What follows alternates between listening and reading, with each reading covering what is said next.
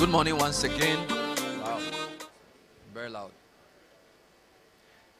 Good morning once again. Morning. Thank you so much for your time. It's good to see everybody happy, relaxed, and ready for action. Welcome again to the Deloitte Economic Dialogue. I can see here talking. Tells us we are happy to be here. It's good to be back. Shake your neighbor. Tell them you're happy to be here. Good morning. Welcome. Merry Christmas. Happy. You know, you haven't seen some people in many months. So when you see them, you give them everything. Merry Christmas. Happy New Year. Happy birthday.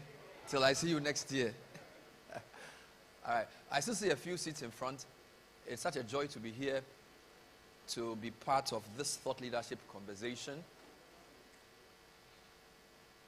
And I take the comments at the back to mean that people are happy to see each other. So thank you so much. Apologies for the slightly late start of the program. We intended to start at 10 o'clock. We've been trying to secure... Yeah. We're trying to secure all the various moving parts of this program. We are settled now. So apologies for the 10-minute late start. We will make good use of the time.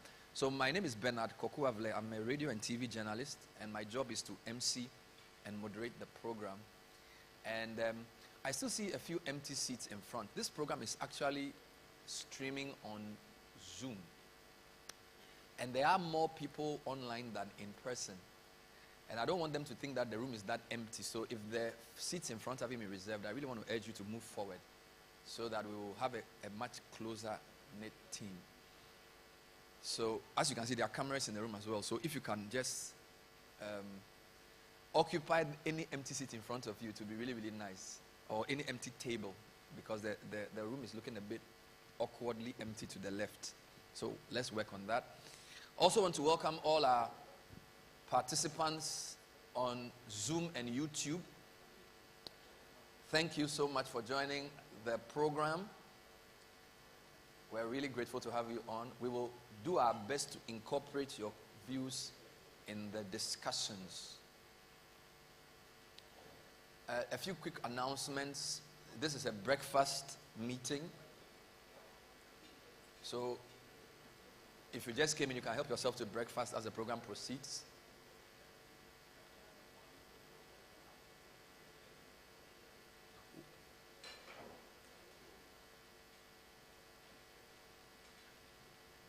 Generally, we tell our kids not to eat and work at the same time, but today we suspend that rule. You know, I'm trying to implement that rule in my house. So for them to see me on YouTube with a group of adults eating and working is some way. So I have explanations to do. But we call this a working breakfast, so feel free to eat. I'm sure those of you who are used to this place know where to go for emergency exit, but I need to announce that again.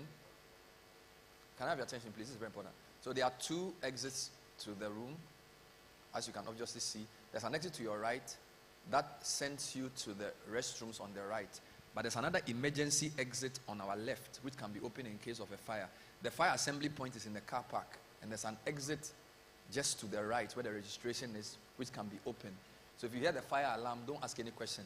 Just go through the closest exit and meet at the car park. People will direct you. This is very important. So there are two exits. One emergency on your left, one on your right. The restrooms are on your right. If you have any question, any of our officials standing can help you. If you see anybody standing, apart from the cameramen, they work for us. The rest of us will sit. The program is in two parts. We're going to have a few important speeches to set the scene. Then we'll be walked through an important presentation that tries to distill the very large budget document into more digestible parts. For me, it's one of the highlights of the Deloitte Economic Dialogue, where they sift the wheat from the chaff so that we have a working document for the panel. Then, of course, we have a panel which is very rich and diverse. We have invited these people not because they know everything, but because we believe they represent key sectors of ideas. But you're also here to help us in the panel. So we'll open the floor very early so we can hear your views as well. So please feel free to contribute during the program. And all of this is streaming live on YouTube and on Zoom as well. So once again, thank you for coming for the program. I like to introduce, so I have different people I like. Of the big four, my favorite country managing partner is the man I'm coming to call for many reasons. Now, I only saw him for the first time at the National Economic Dialogue, but for the past 3 or 4 years, he sends birthday requests to his staff to my show. And he always ends with, from your country managing partner, Daniel K. Owusu. It's amazing. So, the fact that he knows everybody in the company's birthday, I don't know how he does that, but, and he sends it at the exact same time. That should tell you the kind of person he is. So, yeah. So, I'd like to bring him to do the proper welcome, set the scene for us. Then we'll hear from the highest ranking government official here. After that, we'll get into the report. So if you are happy, please put your hands together one more time for Daniel, is it Kojo Owusu, our country managing partner in whom we are well pleased.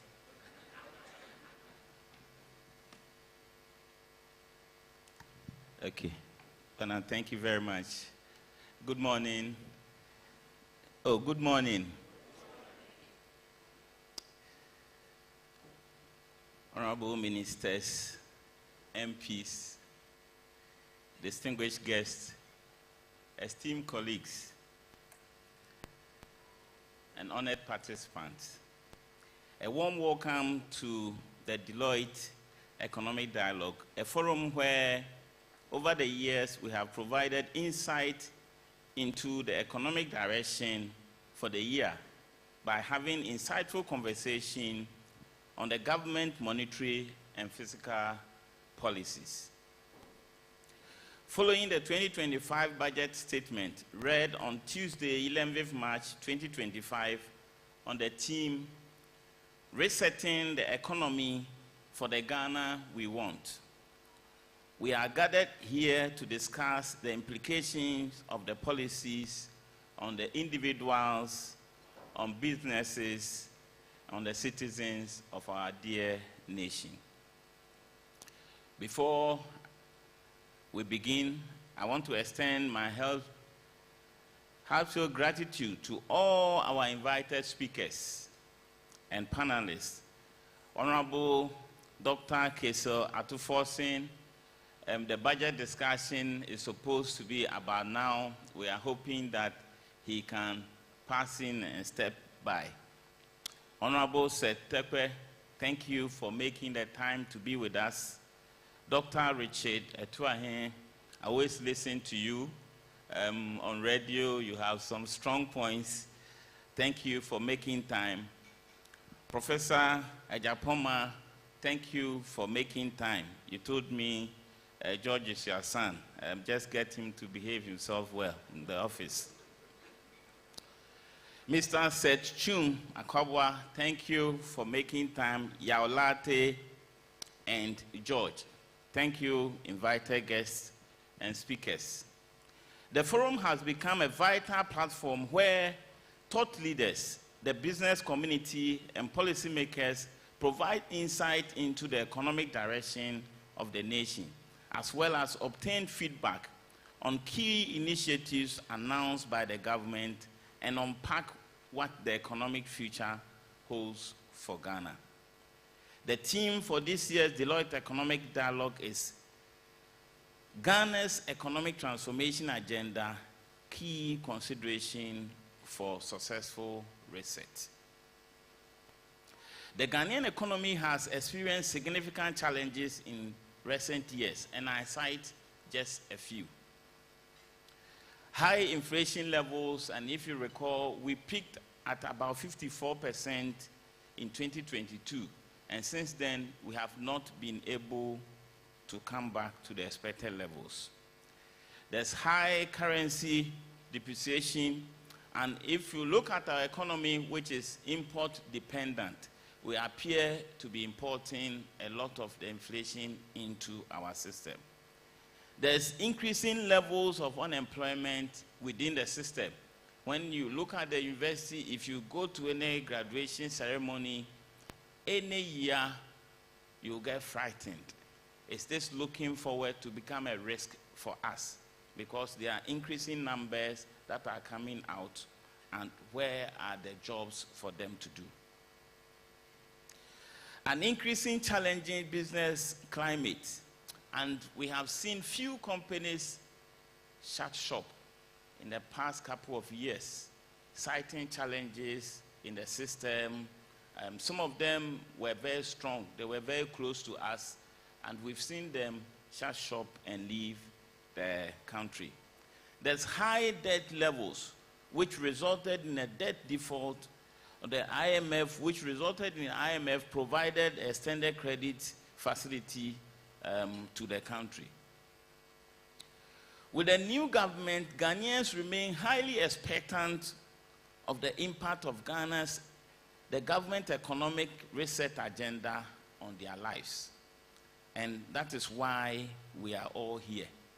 Ladies and gentlemen, this morning's discussion aims to identify key considerations for a successful reset of the Ghanaian economy.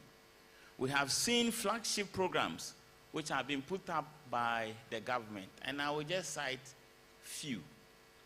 The Big Push, 24-hour economy, rapid industrialization, accelerated export development program, agriculture for economic transformation agenda, among others.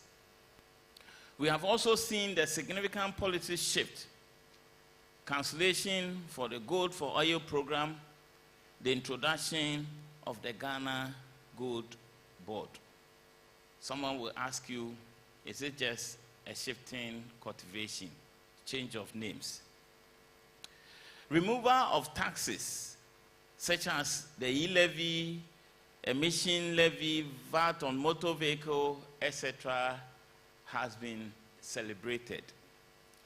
There are various expenditure rationalization strategies that we have seen the government also put up.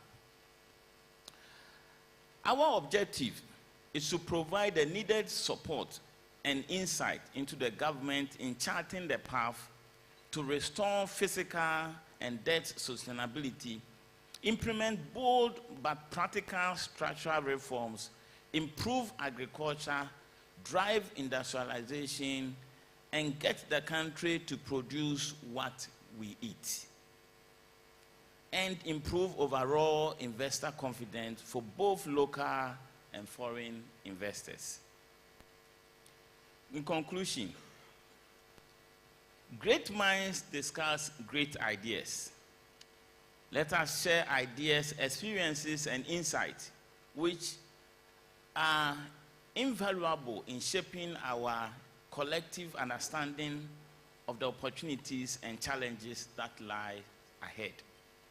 That is why I urge you all, both present and online, to actively engage in the discussion ahead and make your concerns and contribution known. Ladies and gentlemen, once again, thank you for being here today, and let us commence this year's Deloitte Economic Dialogue with a shared commitment to driving Ghana's sustainable economic recovery and reset. Thank you, and God bless our homeland, Ghana. Thank you very much.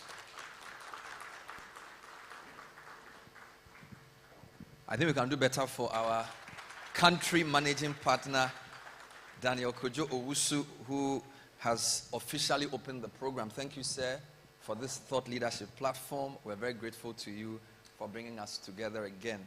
We'd like to hear briefly from Mr. Seth. You know, a lot of you don't know he's called Emmanuel Tekpe, but we will call him Seth Sinking Fun Tekpe. You know, a few things about him. So, you know, most of you may not have known, but he did a lot of work at the IRS, the then IRS, worked at the IMF before he became Deputy Finance Minister. At the time to Dr. Dufour, he became Substantive Minister in Mohammed's first proper term. And then, no, actually, Mohammed's first proper term, 2013 to 2016, 2017. And now he's returned as the economic advisor to President John Dramani Mahama. And so he will come and give us a few words just from the government side, whether he's happy that we are here or not. And then the rest of the details of what he will say, we will hear during the panel discussion which he has graciously agreed to be part of. So let's welcome Mr. Seth Emmanuel Tekbe for some brief welcome remarks. Please put your hands together one more time. Thank you.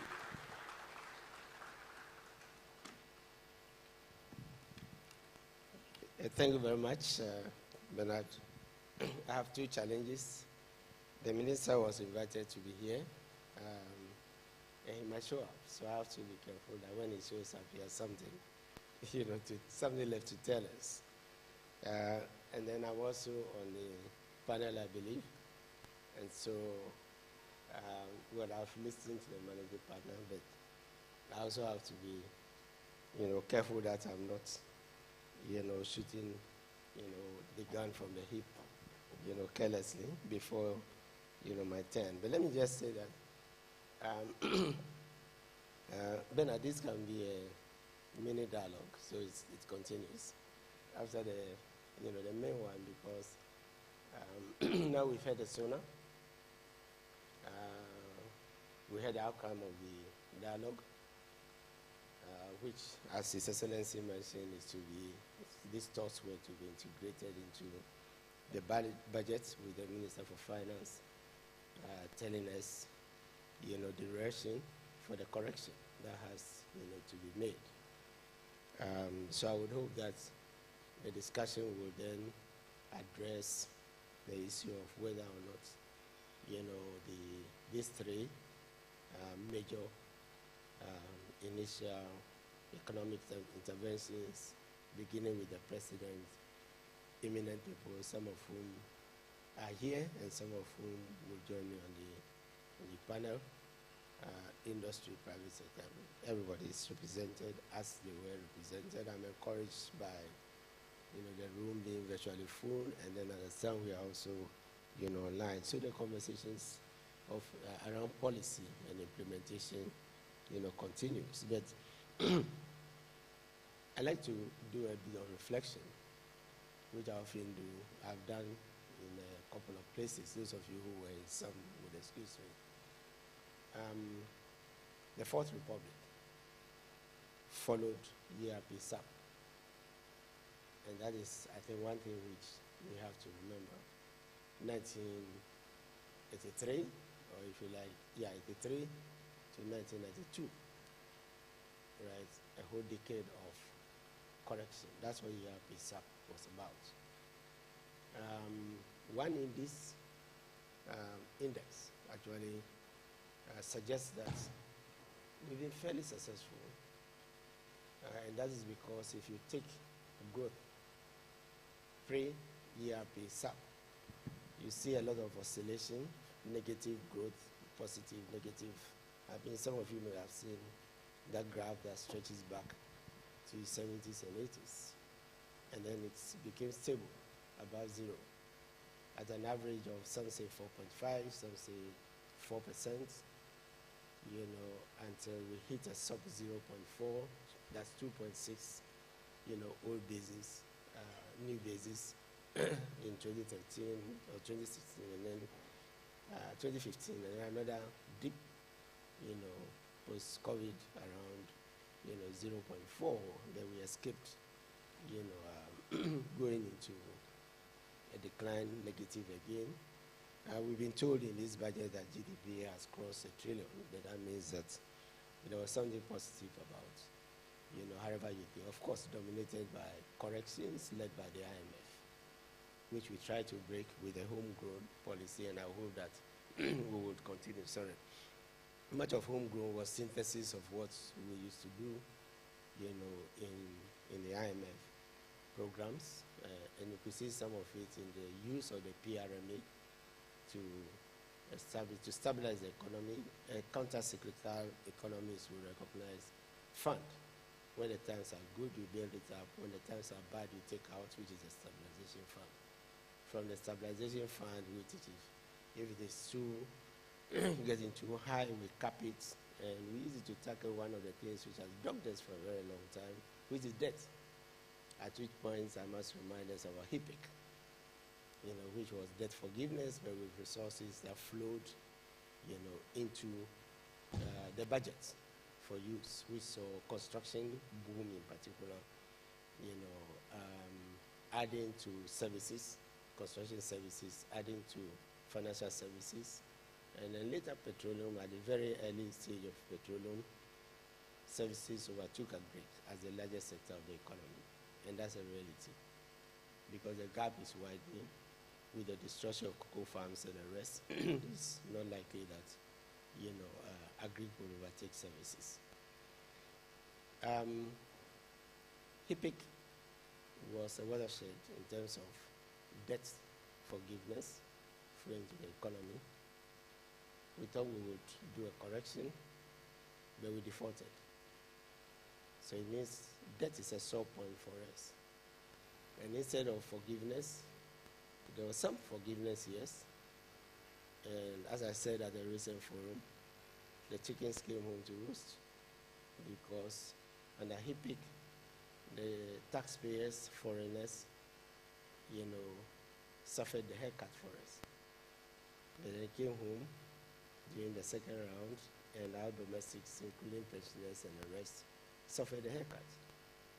Right? But there was an element of suspension also. Yeah, okay. But there was also the element of suspension, not forgiveness of the debt, for which we started paying. The new government had to start paying some of the suspended domestic, and we have 3 big humps which we have to clear, find a way of clearing. Otherwise, we risk a default again, and then like some countries I wouldn't want to name, the abyss may be too deep for us, to climb up. But this is the situation that faces us default. We are locked out of our own domestic market and locked out of the external market. Locked out in the sense that we cannot do 3-year bonds, we cannot do 5-year bonds, which we introduced. Introduced in 2010 under Dr. Dufour, right? But we're still under BOG, and then we put on the stock exchange, and the patronage was good.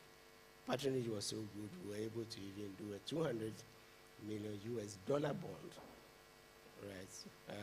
Which was oversubscribed, but we kept at 6%, much lower than 10.2 external, sovereign bonds that we were issuing.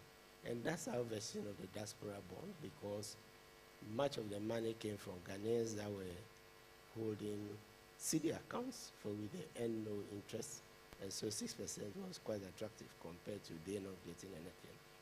This is the market which, has been destroyed. There's a foreign element to it. The other foreign element is that at a point in time, I remember very well we got some statistics from the depository, which was again set up, and it showed, that about 60% of what we call domestic bonds were actually held by non-residents who had brought in dollars.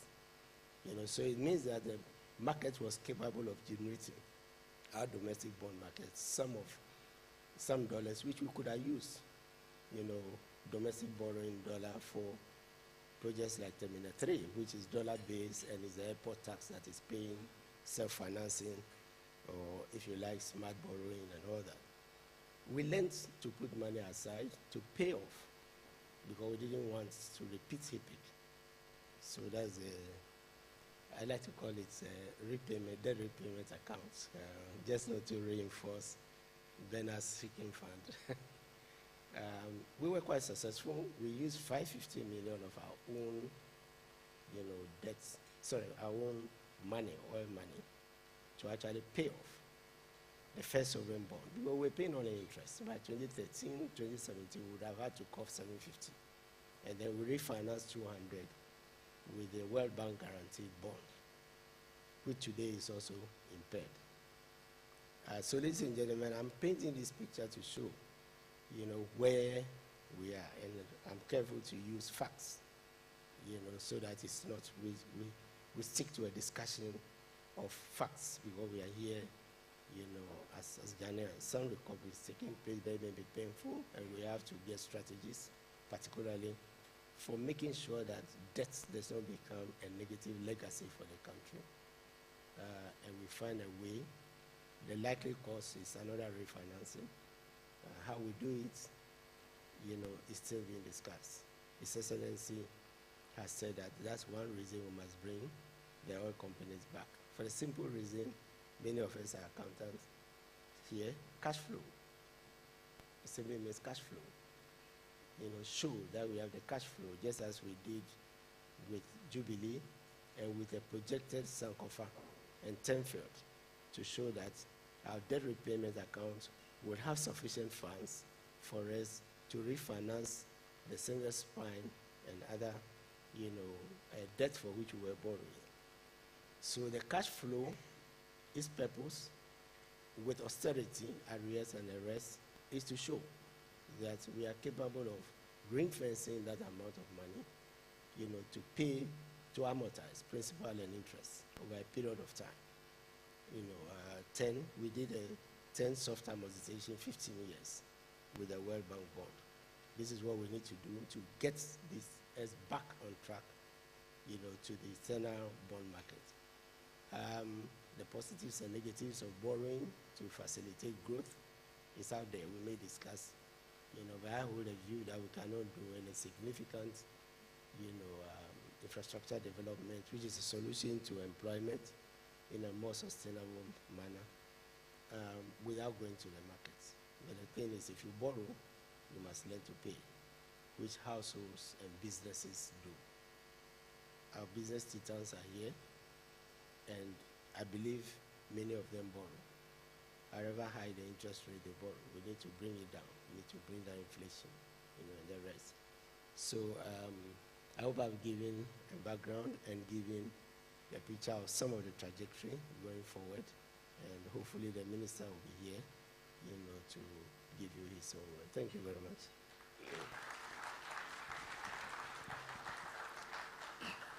Thank you very much for giving us that context. We are still here live at the Deloitte Economic Dialogue program, coming to you from the Mevimik Ambassador Hotel. We're grateful to you for joining us both in person and also on our Zoom platform and also on YouTube.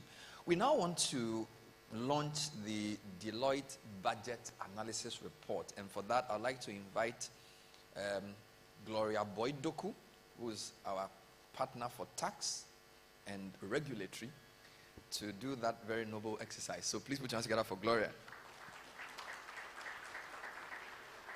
to launch the Budget Analysis Report. Thank you, Bernard. Good morning, distinguished guests, ministers, esteemed clients, and colleagues. I am honored to be leading the launch of the Deloitte Budget Analysis, a product of rigorous analysis, collaboration, and a shared commitment to fostering economic transformation. This report is not just a document. It is a tool, it's not just a document, it's a tool for informed decision-making, a guide for policy discourse, and a foundation for sustainable economic strategies. The 2025 budget statement outlines government's economic and fiscal policies aimed at stabilizing the economy, revitalizing key aspects, and laying the foundation for a sustainable growth. At Deloitte, our purpose is to make an impact that matters. In that regard, we ensure our clients, the public, and society are abreast of economic happening and their effects on their businesses. We have therefore put together a publication that highlights the key aspects of the 2025 budget statement and Deloitte analysis of the outlook of Ghana's economic standings, where we are headed in resetting the economy and the key policies scheduled for implementation in the 2025 fiscal year. As we launch this report, let it not be the end of the conversation, but rather the beginning of a deeper engagement, strategic action, and collaborative effort that will drive sustainable economic growth. We encourage policymakers, businesses, citizens alike to engage with these findings and together work towards a thriving future. With pleasure, I declare the 2025 Deloitte budget analysis officially launched. We can access the document by scanning the QR code. Otherwise, it will be available on our website for download. Thank you very much for your audience, and I wish us a great discussion. Thank you. Wow. Beautifully done. Put your hands together one more time for her. I hope we're scanning the document. You know, I always get intrigued about programs where, like, somebody has to declare something launched before it is launched. So the question is, if she doesn't say it is launched, wouldn't the thing scan? You know, it's a very powerful thing. So if you don't declare it's not launched, it's very. I want to be like you one day. Just come and declare that it's launched. Or like a program. We can be at a program, then we'll say, we want to invite the minister to come and declare the program launched. Meanwhile, we are in the program already. But if it doesn't declare it, we are not moving. Hey, God, I want that power. So let's scan it, because it will be good to follow as the next presentation comes on stream. And I think we need to commend the team for putting this very exhaustive work together. I think less than a week after the budget, right? Budget was read Tuesday, and today is Monday, and there's already a full colored report. Maybe you had Apple, we don't know, but where's Yao? When Yao comes, we'll know. But these things are very useful also to structure our interviews and our inquiries going forward. So I'd like to now bring up quickly partner for financial advisory, Yao Latte, to take us through the Deloitte report on the 2025 budget statement. A round of applause. Thank you very much, Bernard. So good morning to you all. It's a pleasure to take you through the report. And usually what I do is to just bring it down to a level that you can understand, associate with, and at least take something home. Usually when you go into lecture halls and others, they say, what's the takeaway? When you walk home and your daughter asks you, you said you were attending an event today, what did you take away? You should be able to take something away. And so we try to break it down to something very simple for you to understand. So we go through the various sections of the presentation, of my presentation. So if the team puts up lightning.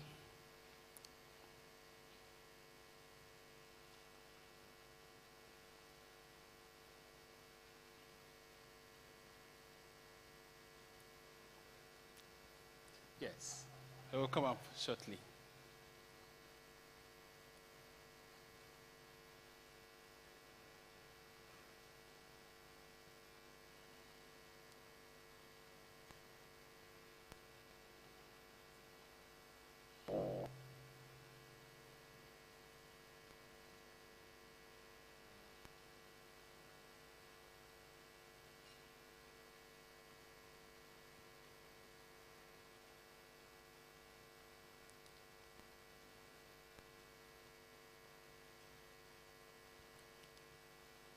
So whilst we're waiting for the team to do that, so the various aspects of my presentation will cover the economic analysis. We look at the trend over the last 3 or 4 years, the key macroeconomic indicators, what the trend has been, and where we are projecting to be next year. And then we look at some of the flagship programs that government intends to launch. And we will discuss some of the nitty-gritties of it at the panel section. But we have our views. If you look at our commentary on the budget, if you scan them, you see some of the commentary that we have. We have extensive commentary on some of these programs. We've seen how historically we've had challenges with some of the flagship programs that have been launched by government. And we have some recommendations about how we should implement some of these flagship programs in order to avoid the challenges we've had in the past. And then the last one is on the tax reforms, which is something that we all welcome. We were all excited about the tax reforms. Now, for each of the tax reforms that we are looking at, what are the implications for businesses? And to start with, I'll give you some example of highlights of what some economic reporters talk about. The Economic Intelligence Unit in Ghana places 4 key risks for Ghana in the next couple of months or in the next half of the year. The first one is that the risk that business are likely to incur more taxes or pay more taxes under the current regime. So if we don't avoid that risk or we don't manage that risk, it's a risk that will affect businesses, and business will start relocating from Ghana to other countries. That's the first risk. The second risk is that the risk that GRE or Ghana Revenue Authority will swoop on businesses. So we've seen some tax audits on businesses. We expect that to be managed going forward because that has affected business operations. The third and the fourth one is the likelihood of terrorism, which they rate as very low or moderate because it's not likely to happen. And then the impact of elections on businesses going forward. And we think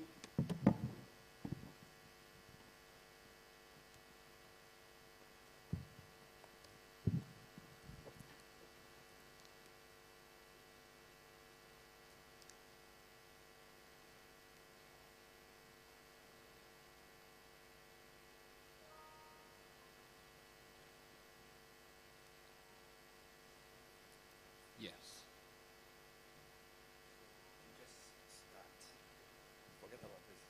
Okay, good. So I'll present for my screen, and then whilst the team gets that mine ready. So over the last couple of years, overall GDP in 2021 was 5.1%. In 2022, it reduced. Yes, okay, excellent. Thank you very much. So that's, so you can see overall GDP at 2021, impressive growth at 5.1%. In 2022, it tapered down to 3.8, and we know some of the risk in there. We had high exchange rates or depreciation of the local currency, and a few other factors or variables that affected performance in that year. 2023, tapering down further to 3.1%, and 2024, 5.7, quite an impressive growth, but we are projecting to taper down to 4% in 2025. Maybe we need to explain that. Look at all the other variables that we have here. Inflation, a critical one. You can see inflation was at 54% in 2021. That affected the other variables. So you can see its impact on the other variables at GDP growth. Inflation tapered down to about 23.2%, 23.8%, and we are projecting at 11.9%. Hopefully, we should hit our single-digit target over the years. Our long-term inflation rate is 8 plus or minus 2. It's a long time we hit that, and we should be planning to hit that. Look at the movement in exchange rate. In 2023, the cedi to dollar was about a depreciation of 22.9%. 2024, 19.2%. To the other currencies, so on average, our major trading currencies, we are depreciating at more than 20%. That is significant depreciation. If you look at a lot of business that are doing business in USD or other foreign currency. This trajectory, I presented this somewhere, and they were worried at a country that is developing or low, middle income or low income, where we are now. The missing middle is industry. And then the rising economy or the rising aspect of the economy is agriculture. Why do we say that? Because agriculture requires people who have low skill and employ more people. So if we don't implement policies that support the growth in the agriculture sector and the industry sector, what we are doing is we are supporting services, but services only employing a few people at the expense of the masses. So we should be implementing policies that support agriculture and industry. But if you look at the growth, the service sector is expected to be the largest contributor to the economy, which require a lot more skill. So I like some of the policies that we have outlined by government, and we expect to see that through particularly supporting agriculture and industrialization agenda. Let's look at revenue performance in 2024. So in all our tax revenue targets, we exceeded our targets. So clap for the government. I know the business community, they won't clap. Do you know why? They are the ones who suffered. And that's the reality. So in terms of our tax performance, tax revenue, we did very well. Other revenue and grants, we underperformed. So what it means for business is that it's an economy that is heavily taxed. In a similar presentation I did to my West Africa colleagues, Nigeria is just about 60% or less than 50% tax revenue. Other revenue sources are there, and they are doing a lot of effort, putting a lot of effort on that. Our tax revenue target is 81%. That is a heavily taxed economy. We should try and diversify our revenue sources, because relying heavily on tax is actually a risk. On the other hand, we are generating domestic revenue, but if we can diversify our revenue source and reduce our reliance on taxes, it will help. Now, in terms of expenditure, so we overspent on compensation, we overspent on grants and subsidies, and we overspent on capital expenditure. Capital expenditure, you can understand. It was an election year, so you understand that. But we underspent on goods and services, underspent on interest payments, and then there was underspent on social services or social benefits and expenditure. Going forward, what is the trend? 2025, we expect to spend 29% on compensation. Our total expenditure on compensation has increased. A few years ago, compensation was displaced by interest repayments before the debt restructuring. Now, after the debt restructuring, interest component has reduced a little from 29% to now 24%. We expect this to reduce going forward if we reduce our reliance on debt or borrowing. Then capital expenditure is about 12%, historically between 11 to 12%, and last year was about 13%. This year we are projecting 12%. It's important because capital expenditure is what drives growth, and that's what increases your GDP base. Now, what has been the trend in our deficits? In 2021, our deficit was 11.5%. There was an overspend from 71 billion budgeted to 113 billion budgeted. In 2022, we budgeted to spend 96 billion. We ended up spending 172 billion. So our revenue was 172 billion. Our expenditure was 96 billion. 2023, we came close a bit. Our revenue was 158 and we spent 136. 2024, our revenue was 226 billion and we spent, or our expenditure was 226 billion, our revenue was 186 billion. Then in 2025, that is a good one. Look at the trend. We have reduced the deficit, or we are planning to reduce the deficit. Next year, Mr. Minister, if he's here, I will challenge him to this. That next year, I want to stand here and say that the deficit was actually 1% instead of 3.1%. So we are always planning to overspend far in excess of our revenue. So you budget to spend more than we earn. We cannot continue on this trend, but the good thing is we have a Fiscal Responsibility Act that says that our budget deficit should be not more than 5%.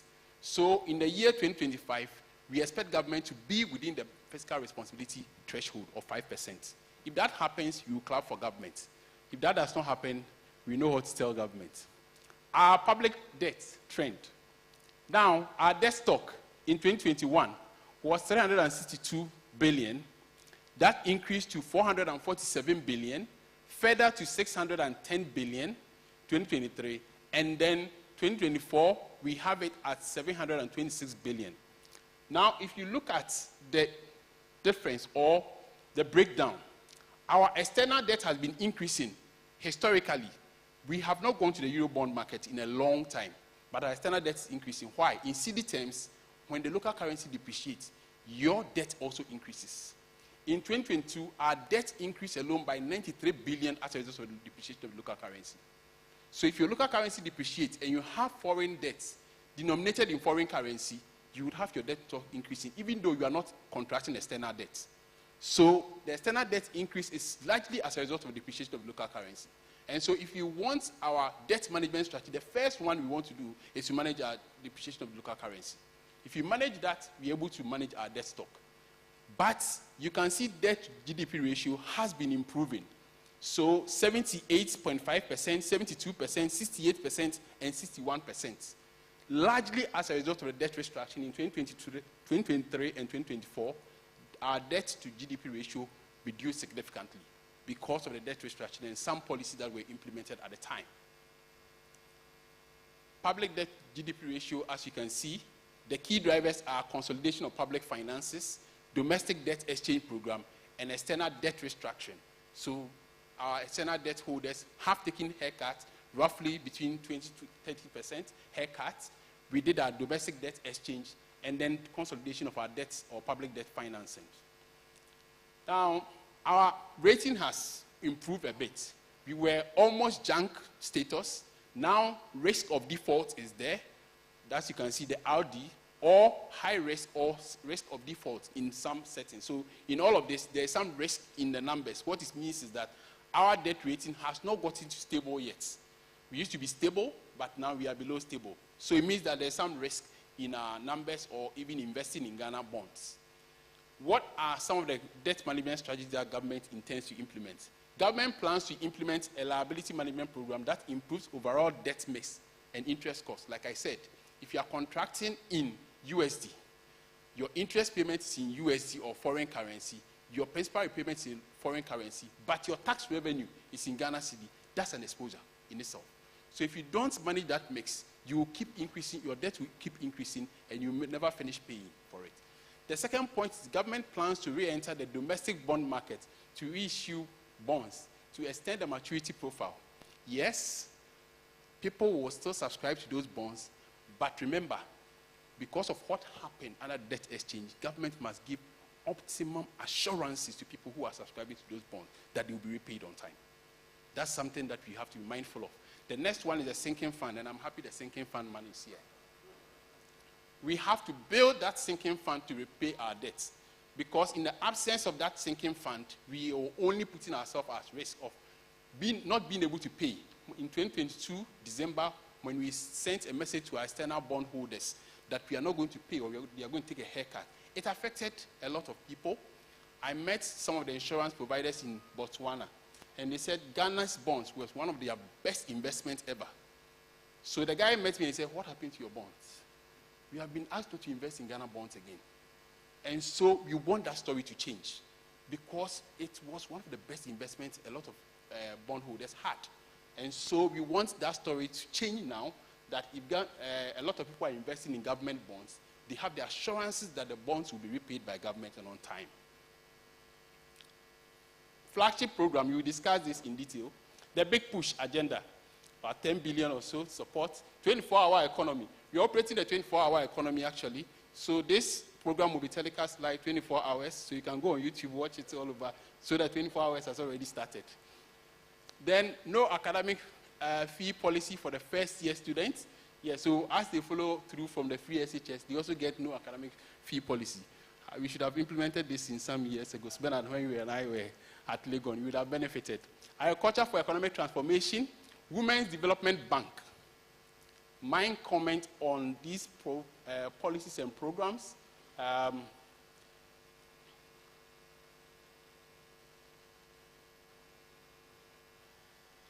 Sorry?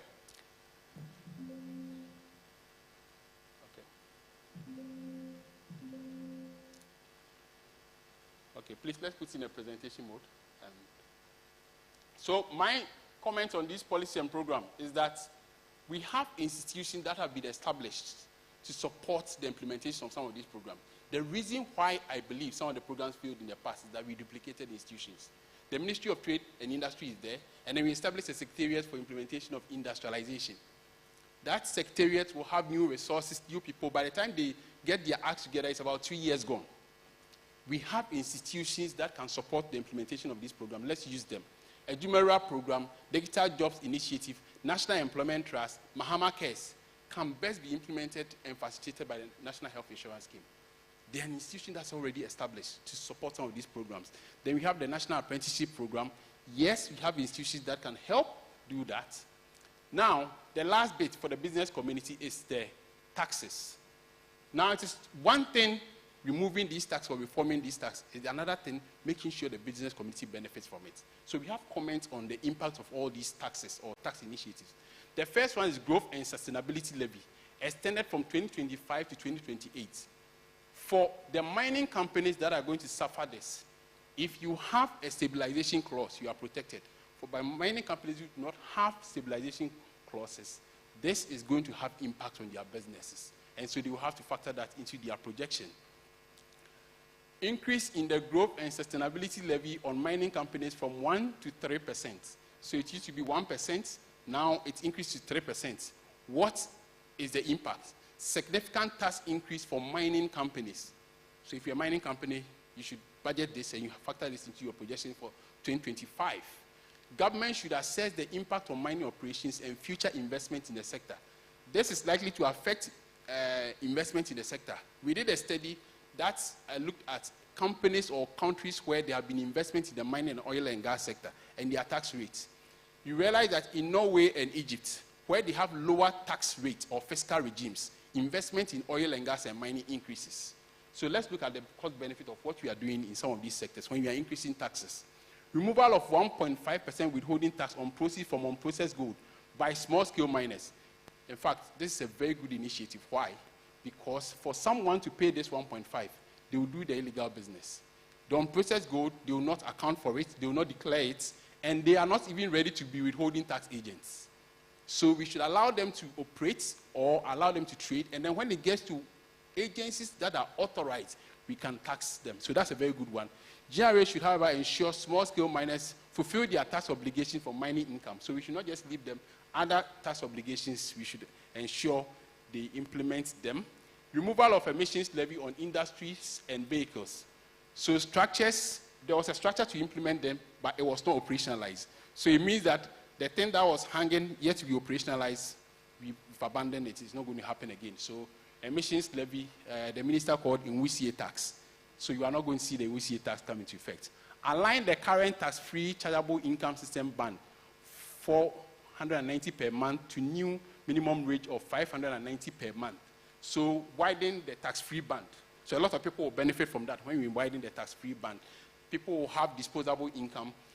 Those days when they go for tripartite meeting, they say the take-home pay cannot even take you to 37. How can you take you home in Medina or Adenta? So if people's take-home pay cannot take them home, we cannot be taxing those take-home pay heavily because they cannot get home. Cancellation of 1.5 electronic transfer levy. This one you all clap for, government. It has gone through a lot of discussions and debates. We are targeting a cashless economy. I've seen a lot of reports on this levy and has gotten adverse impact on our economy, particularly the IT sector. Some investment were supposed to happen in the sector. Those investors decided not to invest in the sector because of this electronic transfer levy. So the removal is a good one for us. Removal of 10% withholding tax on winnings from lottery. They said winnings, not betting tax. That's a debate, but it's the winnings. So the thing is that we are not just going to leave it. You have to declare those winnings in filing your returns. So business owners here, when you are filing your returns at the end of the year, don't just leave it here. Declare your winnings. When they said declare your winnings, I said our losses to those who have been betting. Manchester United, Real Madrid, their losses to, they will declare it. And then you factor that into your consideration. Extend application of 2% special import levy on general goods from 2024 to 2028. Well, the challenge we have with this is that the sunset provision, it was supposed to end in 2024. We have extended it. So businesses who are doing importation, please take that into consideration because it's not ending in 2024. We are going to continue paying to 2028.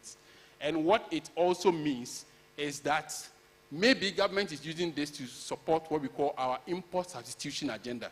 Some of the things that we are importing, which we can produce here, we should focus and import or manufacture them here as opposed to allowing people to import them. Remove VAT on motor vehicle insurance premium. Initiate consultation on VAT to achieve below objectives. So there are a number of reforms. Now, these reforms, there were so many taxes. Bernard and I were at a forum where he picked somebody's import duty on a vehicle the person has imported. There were about 20 or so taxes that a person has paid on one vehicle that the person was importing.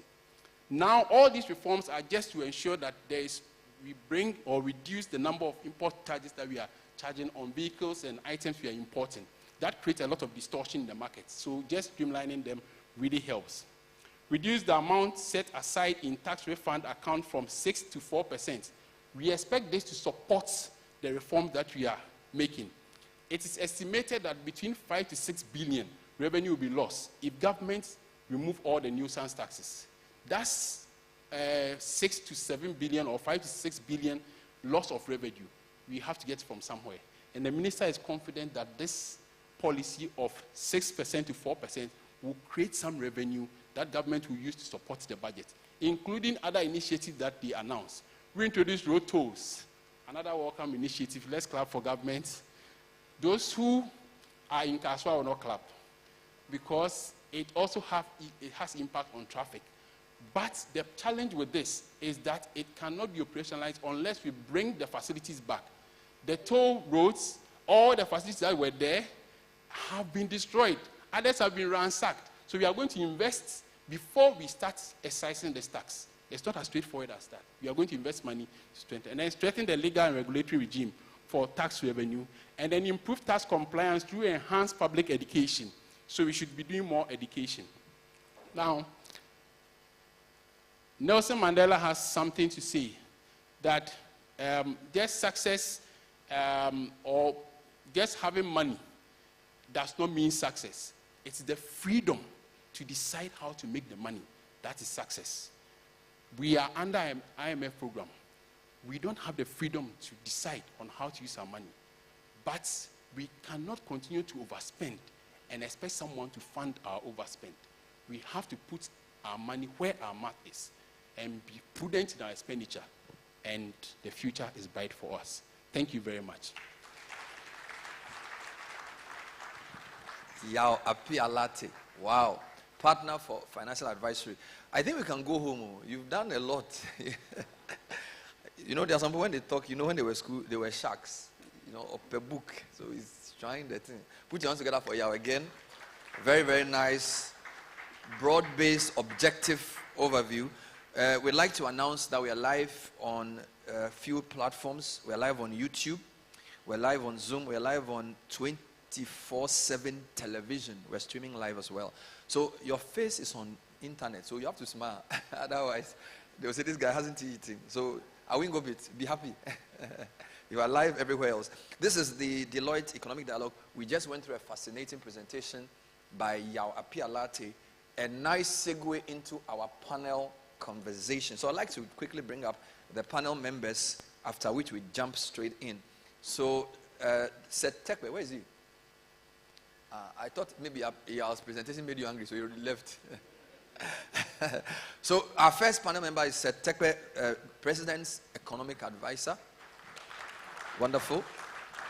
So please pick a comfortable seat and be comfortable there. We also have Dr. Etuahene, Richmond, right? We just got up for Dr. Etuahene. He's how should I even call him?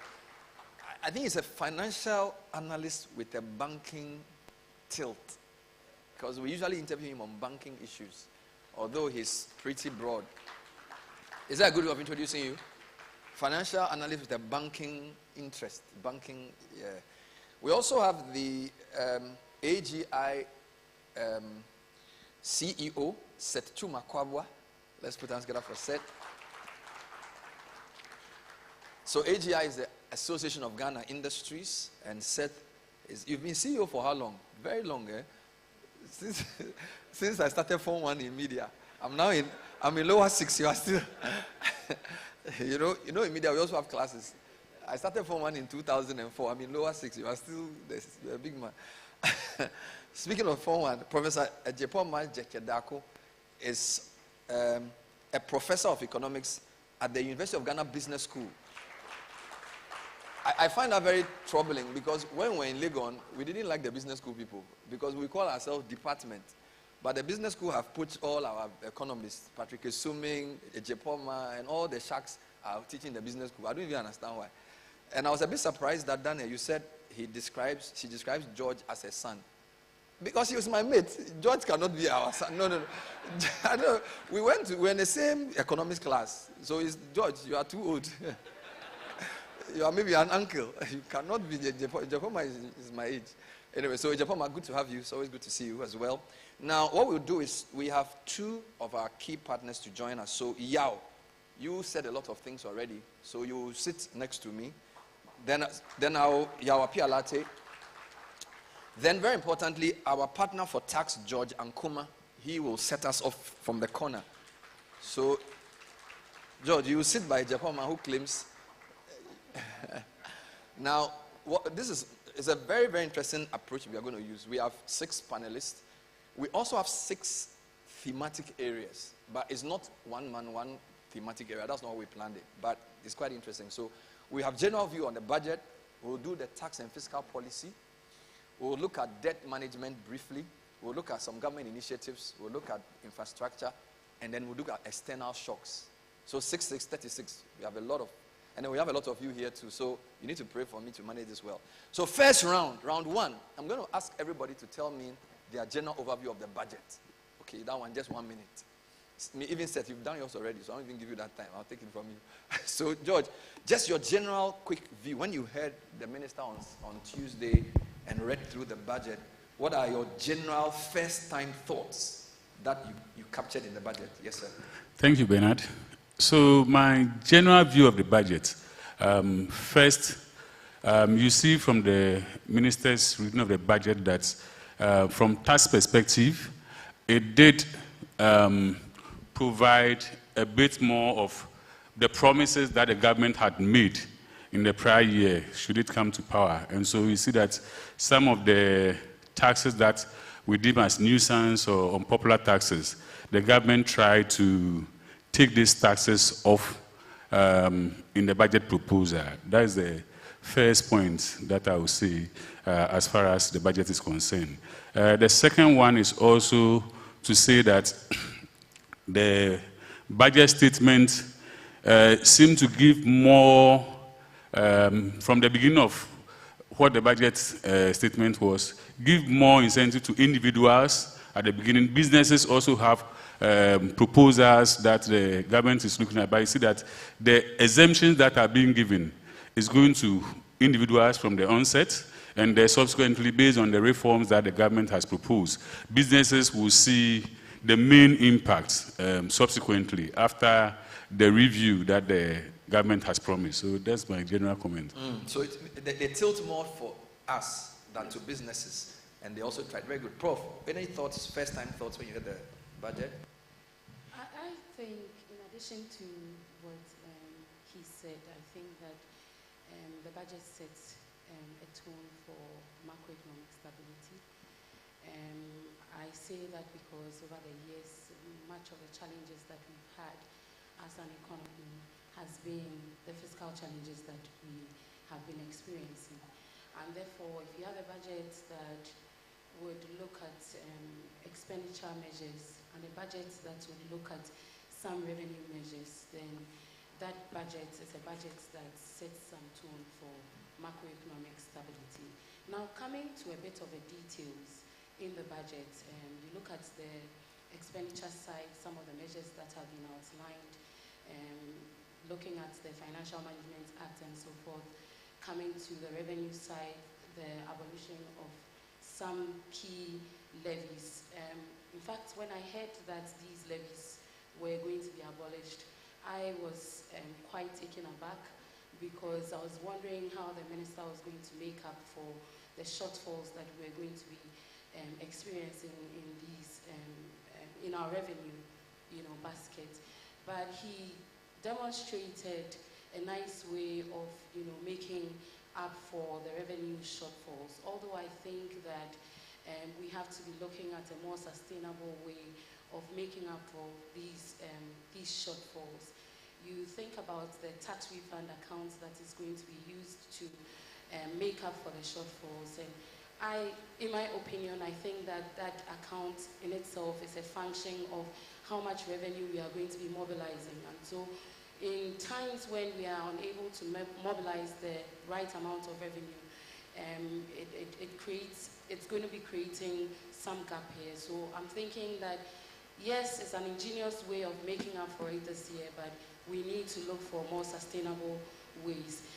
Coming to our projections of fiscal deficit, that would mean of about 3.1% for 2025. I'm thinking that it's a huge consolidation that we need to be making, about 4.8% consolidation from last year. That's quite huge. That's quite ambitious. That's not to say that it's not going to be achievable. But if that's going to be achievable, then it means that we need to do something great on rationalizing our expenditures, sticking to what we have said that we are going to be doing. And then that would also depend on how fast we'll be able to reform our revenue measures to be able to achieve the fiscal deficit of about 3.1%. If I'm permitted to go on to inflation... We're just taking your opening remarks, so yes. you're already... Because I spoke about macroeconomic stability, okay. I wanted to you continue. Hit on the key macro variables. And then we are looking at inflation of about 11%, right from about 23.1%.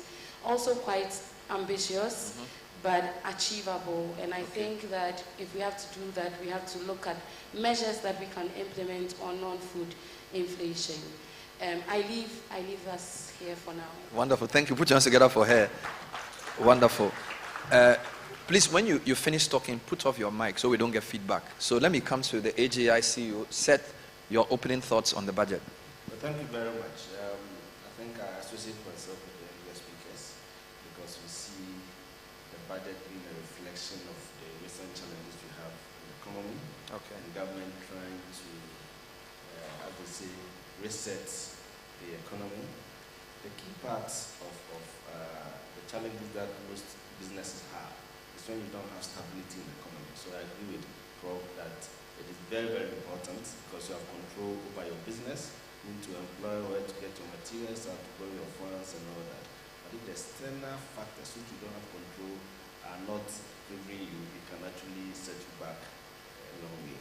And we see the budget trying to do that. You see government expenditure cutting down. You see effort to reduce the policy rate. And we've seen already the treasury rate coming down quite significantly. And interest rates we expect to follow suit. And so if you put all this together, we see effort to stabilize the economy. But in addition, I think there was a lot of touch on the taxes. Expected so because the businesses talk a lot about the taxes. Yeah. And it's important that, well, some of them, the government says, we will come back to you on it, like the VAT structure, we've spoken a lot about it.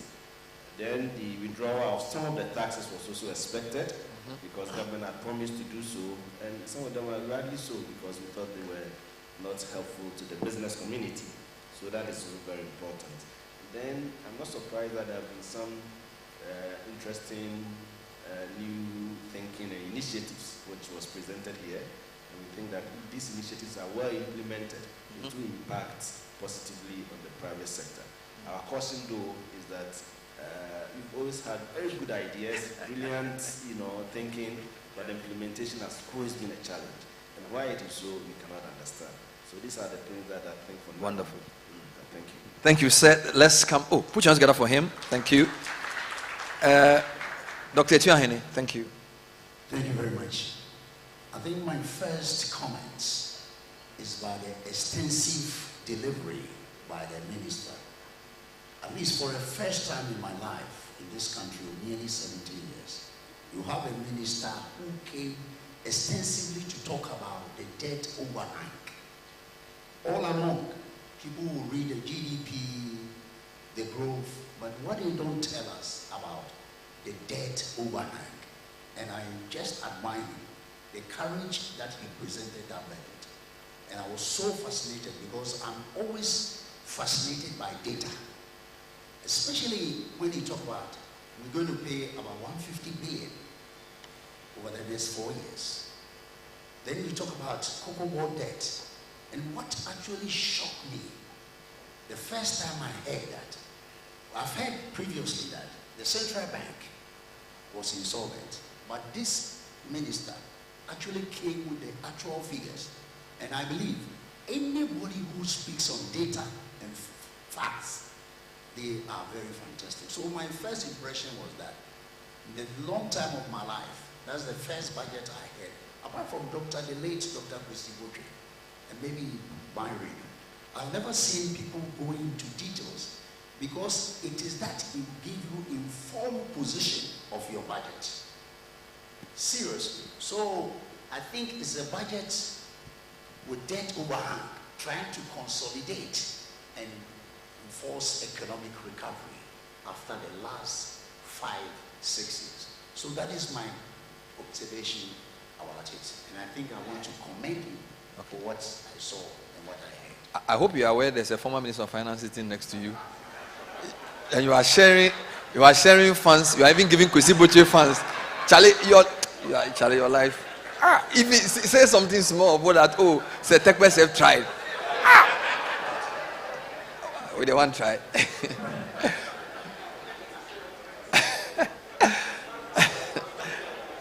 There's a Tekwe. I will let you ignore him for this round. So round 1, I'm ignoring the 2 because you've spoken already. So round 2 is, but I'll start round 2 with you. So I'm moving this way. Round 2 is on fiscal policy and taxation, but I think I'll take a quick comment from George first before I come to you. So George, I think what is clear in this budget is that the government has removed some nuisance taxes, okay? And he has come up with an interesting way of filling the shortfall. He will readjust the tax refund from 6 to 4%, and hopefully that money will cater for the amount we will lose in about the 6 areas he's reducing the taxes. I want your commentary on that. Does it sit? Have you done some numbers? Will it work? Okay. Thank you. So if you look at the tax refund accounts and the proposal that has been made, I think what the government is seeking to do is to say that the money that sits in the refund account that I'm reducing will then be available for government to use for other initiatives. Okay, but then the question that we need to ask ourselves is, how are refunds made? And you see that the refunds that per the budget, I think the minister did mention that about just 43% is what is being utilized. And that's the reason why he's proposed for the reduction of the refund account. But you notice that what goes into refunds are, one, an economy that has a lot of export to do. We are not exporting much, and so when it comes to refund, most of the refunds are as a result of VAT inputs that are incurred by businesses. So if you have an economy that is doing a lot and exporting, then you have their products are zero rated, and so they will have a lot of the inputs that they have to get refund from the government. This seems to be the case, that we are not exporting a lot, and so the refunds are not, or the VAT inputs are not being incurred as expected, and so you will not then be able to pay. So the indication that only a portion of the refund account is being utilized may not necessarily mean that it was as a result of mismanagement or something else, but the fact that we are not doing a lot of export. 2, it also happens where we are investing a lot in capital assets. When businesses are investing in capital assets, they incur a lot of inputs, which would then mean that they have the opportunity to apply for the refunds. If investment are not going in, it means the amount that you are putting in the refund account, don't forget, is a percentage of tax revenue. So if, which was 6%, so if businesses are not investing in capital investments, then it means that less refunds are going to be made. That is the other aspect of the conversation. And so it's not just about getting additional money as far as the refund account is concerned to utilize for whatever purpose the government intends to. But it's about the fact that we are not doing a lot. Then there is also another sector, which is the petroleum sector. This sector too, you notice that most of the operators have been given what we call the VAT relief purchase order. We call it VIPs. And so all their subcontractors continue to incur VAT that they are supposed to claim. Before now, the government or the GRA used to pay refund to this sector, and you get that from the service provided within that sector. Now you are incurring this input VAT because you charge the VAT on your invoices, the petroleum companies will issue a VRPO, which is the VAT relief certificate, to you. And so you don't get the money to offset against your input tax. With that, you are accumulating the input tax, which in the past we apply for refund and then they get it. Now, per the rules, because these businesses, the oil service providers, are not exporting, then the conditions for refund is also being locked up here. They are not able to get a refund. They continue to get input tax being accumulated. And that is one of the reasons why the refund accounts seem not to be fully utilized. Okay, so that is another reason. You made 3 big points on the refund account. Yes. I'd like to press you further generally on the tax policy, because in your second point in round 1, you said it seems to you as if the government is giving tax relief to individual consumers and trying to raise more taxes from companies, and you use the growth and sustainability levy for mining companies. What do you think the unintended consequence of that will be? Will businesses begin to say, government is giving people free pass by removing these consumer taxes, and is rather selectively increasing taxes on companies? Can you give me some quick overview of that? Right. So when you look at the growth and sustainability levy, that's actually, if you look at it, that levy was supposed to actually end in 2025. Now, by the extension of it to 2028, will mean that mining companies where there's, they are paying 1%, now they are supposed to pay 3%. It means they are going to incur additional costs. Now, the challenge even here is that it's making it difficult for businesses to plan. Because if you look at the genesis of this levy, we started this early 2000 with National Reconstruction Levy. It's moved to National Fiscal Stabilization Levy. The Honorable Minister is here. Then it came to now Growth and Sustainability Levy. We have various industries. In fact, it's not just the mining company that is paying, other sectors. But for mining companies, they are paying this on their gross production. Okay.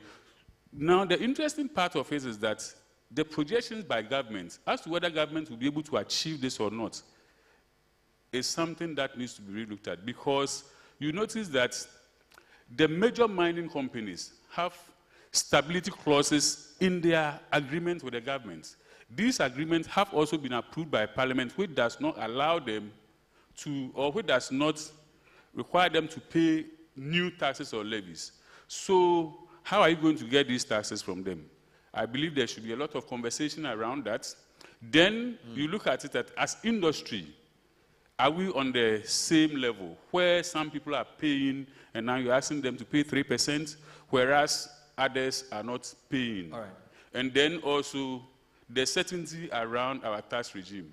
Don't forget we have the medium-term revenue strategy, which has also made certain which the idea for that is that it's supposed to bring some certainty and also help businesses to plan. Now, this levy, which was supposed to end in 2025, has been extended to 2028. So businesses now have challenge to now go and remodel their business plan, add this additional cost into their budget. So it makes it very difficult for them to plan. And I see that depending on the discussion with the industry, achieving the expected revenue will be a bit of a challenge. Thank you, sir. George, thank you so much. Now, George is the tax partner. Seth, I have 3 tax questions for you based on what has been said. The first one is the point he makes about whether the readjustment of the tax refund account from 6 to 4 will generate enough revenue to offset monies lost from removing the nuisance taxes. So that's question number 1. Question number 2, the issue of certainty of business environment in the adjustment of the growth and stability levy from 1 to 3, extending it from 25 to 28, and business planning. And within that is the whole conversation about you are giving consumers relief, but you are taking it from a company. People think the companies must bring the growth before you can share to the consumers. So is it not turning that thing on its head? Deal with those 2. Later on, I'll do a VAT round where I'll come to you on the VAT. So I want your 2 reactions to that. Thank you. Put it on. Yeah, thank you very much. The tax refund account used to be this VAT refund account because of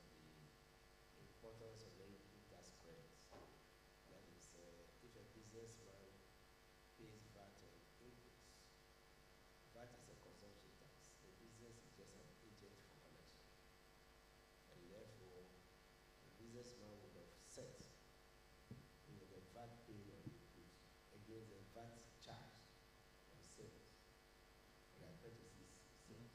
Otherwise, what we call cascading of debts. Otherwise, the business owner will have to add the VAT, to the cost before charging the output VAT.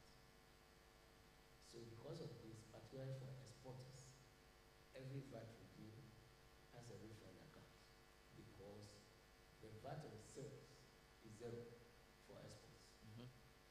And that's because we don't want to export our taxes to make it competitive. Good. Now this was increased to 6% to cater for all the taxes. Okay. Because there were other refunds, particularly the notable one being a gain for exports, the duty drawback. That's if you pay the import duty on raw materials and you didn't sell the commodity locally because VAT is meant to be, a tax on domestic expenditure. To make it competitive, you got the import duty back. And that was also resulted, and you could even get excise and this going on too. Now what the minister was saying is that the 6% and the accumulation that is that were not used for that purpose. Okay. Then the tax refund account was used for other purposes. There were still refunds that were going to be made. So until we rationalize the tax review, he's saying we're not going to continue to. So he's leaving 4%, to settle arrears and then, move forward. Recall that if you rationalize well, despite everything, all the taxes, our tax to GDP ratio is still low, by 5%. If you increase the tax to GDP, ratio, in fact 6% may be high. 4% means more revenue. It's a percentage of tax collection. So the 4% with an expanded tax base will still have enough funds. And it is for refunds. And it is insufficient as we enhance, the tax to GDP ratio, then it will be, increase to cater for. And mind you, if we want to also expand the tax base, as we often say, and the reason the US tax is attractive in terms of filing is because once somebody was having withholding, say PAYE and all of that, when they file, they get, education allowance, they get other grants, and it often results in refunds. So if you want to encourage and expand the tax base, we should also expect that we should have a very solid credit and refund, mechanism. Okay. So that is a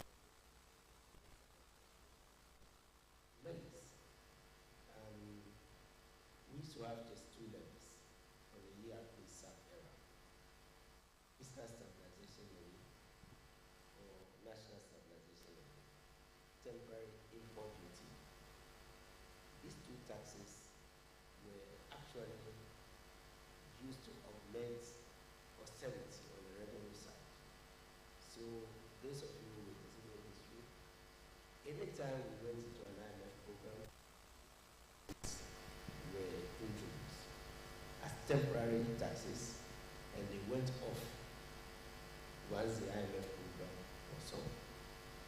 Now, the proliferation of taxes is interesting that when the VAT was introduced, the VAT actually replaced not just the sales and service taxes, but all other consumption taxes, levies, however they were called, including super sales tax and others.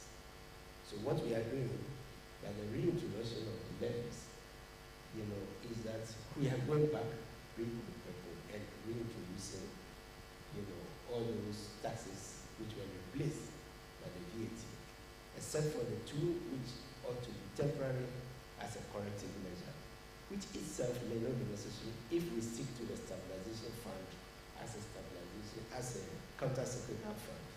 When times are good, we build it up, and when times are bad, we reduce it. So the rationalization of the VAT is actually going back to say all these taxes should be replaced, by the VAT. Why? Because the tax to GDP ratio has not increased despite of the levies. And why has it not increased? VAT is calculated on VAT inclusive pricing. So all the levies are going back to add up as cost and making the VAT higher and encouraging evasion and avoidance. Right. Now you don't rush such an exercise, and that is why the minister said, let's, by mid-year review, we are going to have an IMF mission, which is actually the institution that globalizes VAT, to come and review our VAT regime, and then we look at how the increase in VAT would replace, Okay. whatever taxes. So you are dealing with the VAT question, even though I haven't gone there.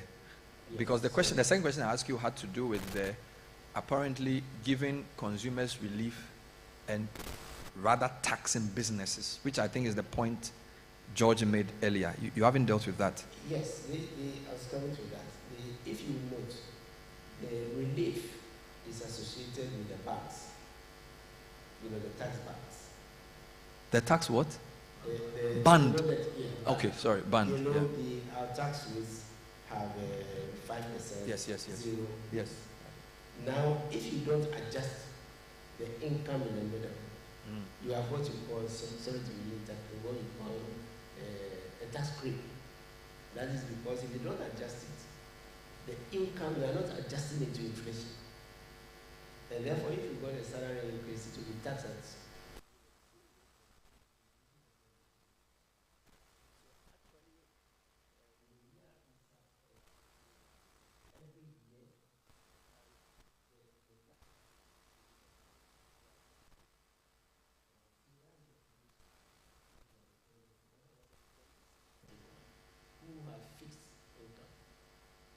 their income in real terms, would be applying as if they are not suffering from inflation, they are not suffering from whatever. So that is what is being the primary one that is being targeted. At the same time, we also adjust the level of income that is exempt, right, to adjust it for inflation. And then the target is GRA target ought to be adjusted also for inflation. So that is the... Okay. So because we have 6 panel members, I need to be very judicious with the time. So I'm sort of jumping through. Forgive me. Seth, you are AGI. Are you concerned or happy with the tax reliefs overall? I think the preamble George said is an interesting preamble, that some companies will pay whilst individuals benefit from the tax reliefs, I think temporarily at least. Any thoughts from AGI on the overall effect of the tax policies? Well, I think we are happy that some of the taxes are being withdrawn because government promised it. And if you look at the input we make into the budget, we also make proposals on some of those taxes. So we are happy that they are being withdrawn. We all know the VAT situation, so they are going to tackle it. It's one of the major inputs we made, and we hope that it will come sooner than later. Well, now I hear Mr. Satepe saying the IMF will come middle of the year, so it means that by the time you really start, the year probably would have been gone. And we would have loved that, right at this stage, we would have had some review on it because it's really biting industries. The other aspect of the taxes that we have a bit of worry, we appreciate that whilst government is withdrawing some taxes, government revenue should also be worked at so that we actually reach or get the targets that we need under the IMF conditionalities. However, we've seen a trend on these sunset clauses, and as was mentioned, in 2013 we had a national stabilization levy. It was there for so long. Around 2022, the nomenclature changed. It became the Growth and Sustainability Levy. Sunset clause was put there. By 2025, it will go. 2025, it hasn't gone. Now we are extending to 2028. The import levy, same. 2013, way back. And it has stayed up to today. So the question is, when there is sunset clause on any tax, it means that there's a particular purpose for it.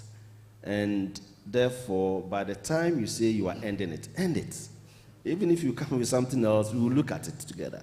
But when we have a sunset clause and the sun never sets, And every time it's going on and on. That is a bit of a problem. And I think that has to be looked at. But generally speaking, I think we are happy with the withdrawals that have come in. Business are prepared, but you see, the challenge we've had is the multiplicity of the taxes. The other day I showed a table of a typical import bill of even raw material, not finished products. And interestingly, when you look at the list of taxes you pay and the cumulative part of it, when you import a particular, I would say, raw material, the taxes you pay at the port at the time of clearing comes to about 57% of the value of the item you've imported. So you are virtually, being taxed out of your blood. And that is not good enough for business, because the businesses need the money to expand and have a multiplier effect on the economy. So we are happy that some taxes are being withdrawn, but I think there's a lot more discussions on the taxes going forward. Please, if you are not on the floor, put your mic off so that the feedback reduces. Thank you very much. Now, I am moving within a lot of constraints. I am just on my second thematic area of fiscal policy. And even there, I'm just dealing with taxes. I haven't even come to monetary fiscal tensions. So what I'm going to do is I'm going to ask, is there anybody on the panel who wants to make a point about the tax reliefs versus how to get the money back, or the tension between the business and individual taxation? If not, I can move to the next round. No, Seth, I don't want you to, you want to make a tax Very point? quick one. Oh my God. You see, the point is, okay, we have major taxes and minor taxes. That is the essence of the tax rationalization. Your major taxes are income tax, general, for anybody who earns income, profits, employment, or whatever. Your major expenditure tax is supposed to be VAT. You consume, you pay, unless, of course, there are exemptions for, some very solid regions.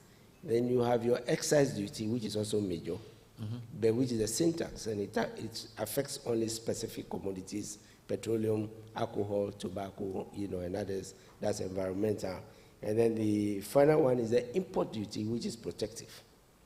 Now, no matter the number of levies you introduce, right, you are only mimicking any of these four.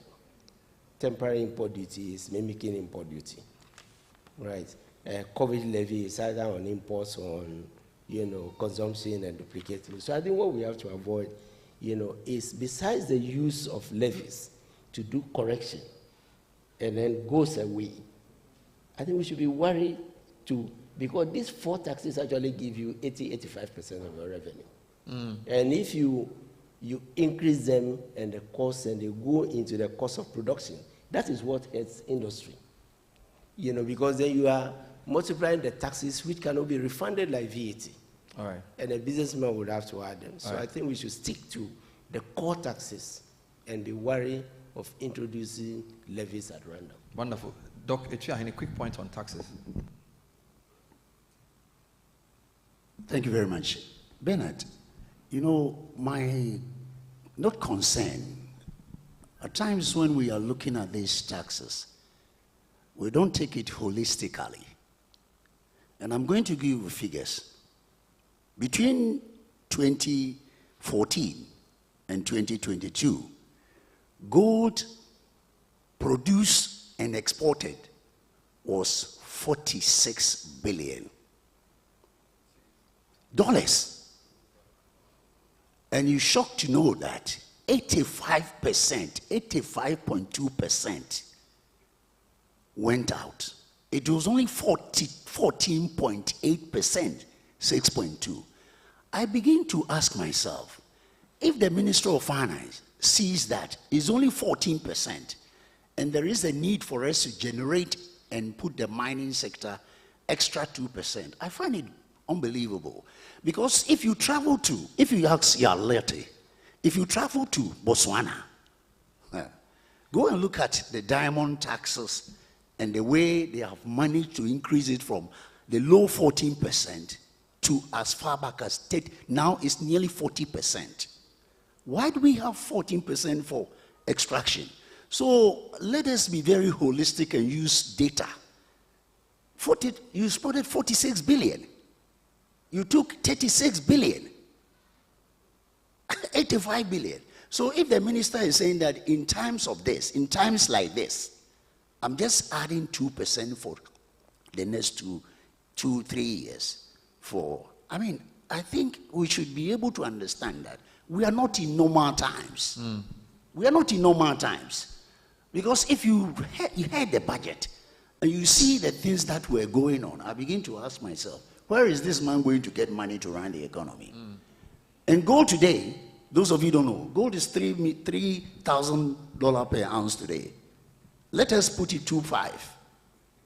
Last year, let me give you last year. According to Bank of Ghana data, Ghana produced and exported 11 billion worth of gold for 1 year. Do you know how much goes to the Bank of Ghana central account? You have a shock of your life. So please, let us not be too much emotional about these things, because in other jurisdictions, and I use Botswana, I've always been to Botswana, the diamond is for 14%.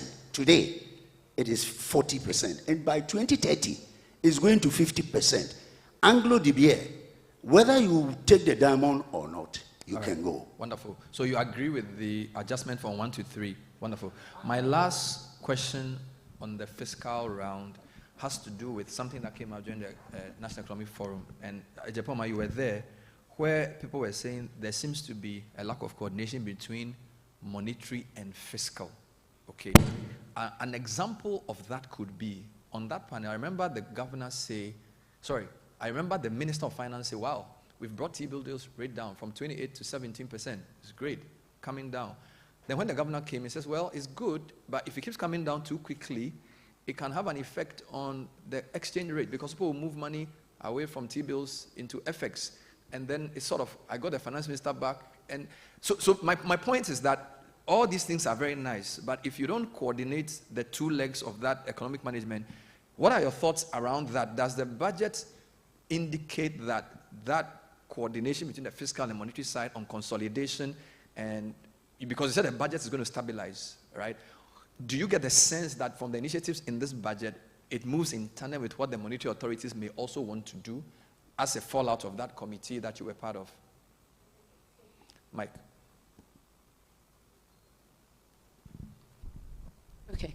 Yes, it's on. So I see the eagerness that the Minister of Finance has to kind of reduce our borrowing and to make sure that we are on a sustainable path. But like you rightly said, we need to get to a point where we see that clear coordination between the fiscal and the monetary side.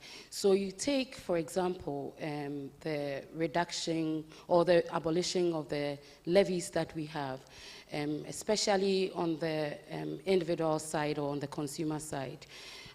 That, even though I think it's not going to be significant, might lead to some injections into the economy in terms of liquidity. And that, if care is not taken, might put a lot of pressure on the central bank to also increase their monetary policy rate, which may not necessarily be so favorable to the business environment. So, and again, if you look at the fiscal consolidation that we are trying to do, again, the abolition of these levies, if we are not careful, it may have repercussions for the exchange rate as well. And so there is a clear need for the Minister of Finance to stick to the fiscal consolidation that he wants to be doing, in order not to put a lot of pressure on the monetary side to try to quench the fire. Because over the years, we've not seen like a clear coordination between the fiscal side and the monetary side. And because of that, a lot of problems are put on the central bank because they try to quench the fire. People think that they have to be doing better in terms of the monetary policy rates. Businesses are not happy with them. But then the problem would be resting on the side of the fiscal. So as much as we need to come up with all of these measures, reduce our borrowing, etc., it is important for the Ministry of Finance to work in tandem with the monetary side to make sure the coordination restores us to the stability that we want to be restored to. Wonderful. So now we are on our third point, which is debt management. And your answer moves us there. Listening to the budget, I think there are two key issues. The government basically is hoping to reopen the domestic bond market at some point. As you rightly said, they also want to lower the key rates, and then they want to reduce public debt to sustainable levels, which is all well and good. What is your view on government's overall debt management strategy as outlined by the finance minister? So I'm staying with you. Yeah, what's the government's overall, your view on the minister's overall approach to debt management? Does it make sense? Will it work? So I'm looking at us trying to finance about 35% of our deficits on the external market and the remaining on the domestic market. And I'm thinking if we're going to be doing this with the multilateral agencies, etc., that wouldn't be a bad idea. Except that if we have to go to the ICM, which I think that we shouldn't be rushing to get there now because it's a major source of our problems, like Yaolate showed when he was doing his presentation. And so raising some funds from the external market, I think, is not a bad idea if we are going to the multilateral side. Coming to the domestic side as well, raising about 65% from the domestic side, again, we should be mindful of the fact that it's going to be crowding out the private sector.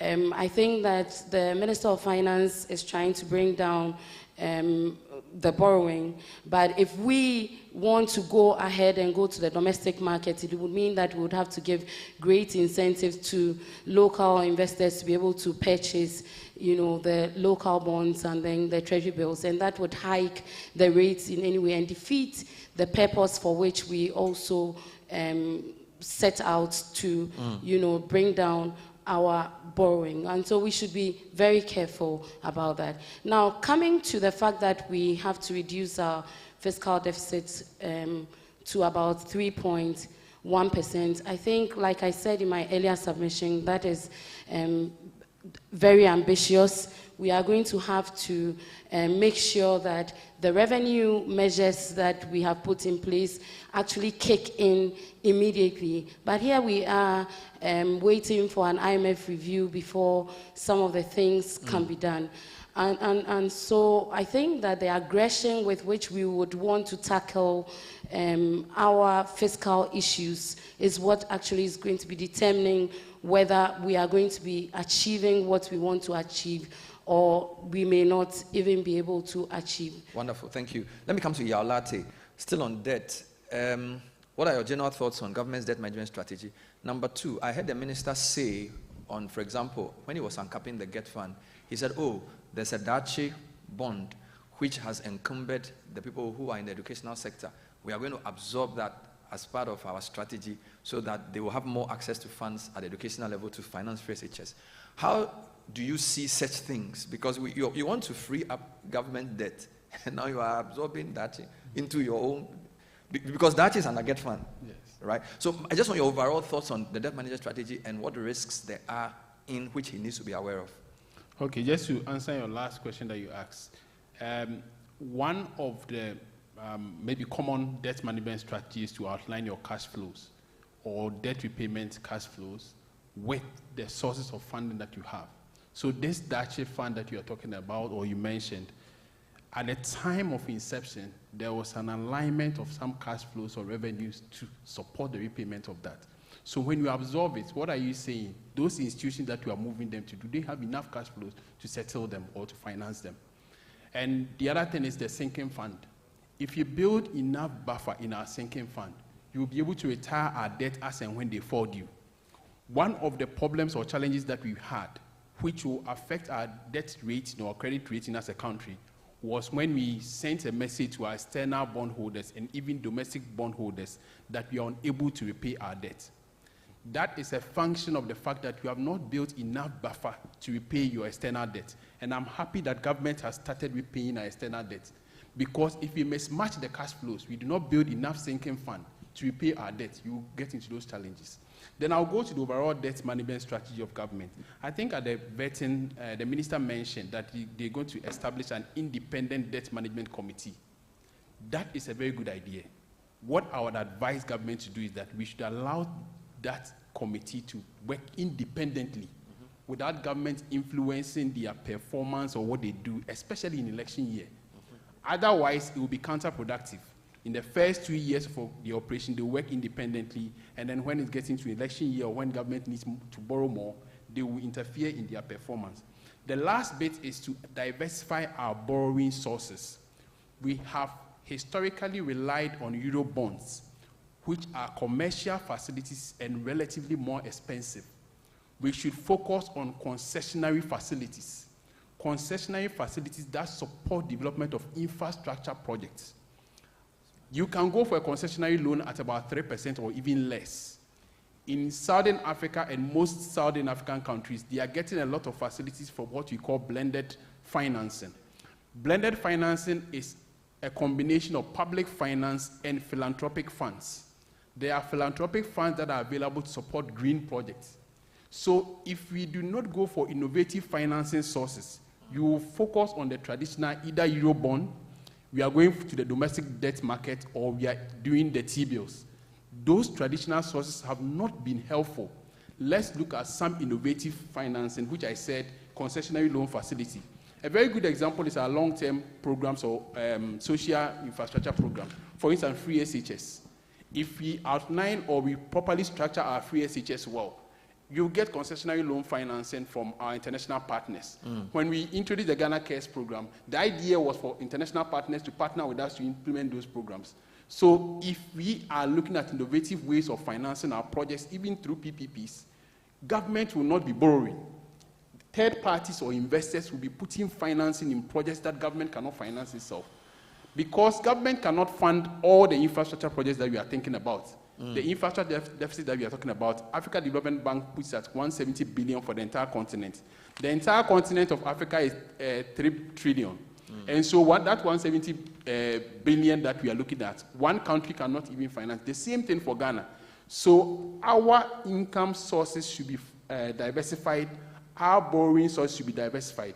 The traditional borrowing from the market is counterproductive, and it crowds out the private sector from getting the loanable funds they need. Thank you. Let me take Dr. Etuahene on debt management overall. What are your thoughts? To start with, I think when he said an independent body, I also sat down and said, if he can only do that. And let me share this experience with you. Yao has just spoken. There is a country in Africa, not far from here, Ethiopia. Ethiopia, Yao will bear me out, Ethiopia has leveraged on inward remittances for 2 years, underwritten by JP Morgan, to build a dam costing 3.6 billion within 2 years. If I'm lying out here. So we should be very innovative. We as a country, if you take Nigeria, inward remittances, the next is Ghana. The next is Ghana. And according to the governor who left, last year we expected to have received 6 billion. Ethiopia hasn't got the numbers, but I can assure you, they just commissioned the dam last week. 3.6 billion. Innovative financing, leveraging on remittances or using diaspora bonds underwritten by JP Morgan. And we have it from, let me tell you, we have had remittances. My record shows me from 2014. It is the biggest than cocoa and gold. But we cannot see any infrastructural development. So let the minister be more innovative, like I was saying. Very innovative, because if you like, you can travel to Ethiopia. Yao is there. He will take you there. And they will sit down to help you to restructure the remittances so that you can build the bad roads, no roads in Ghana, no dual carriage, and we talk big. So please, let us be more innovative. Okay. And I've given you one clue. This one, free advice. All right. Thank you very much. Now, please you answer for the panel. Just a round of applause for the panel. Look, it was always going to be ambitious to go through all the 6 thematic areas. So that's not the point.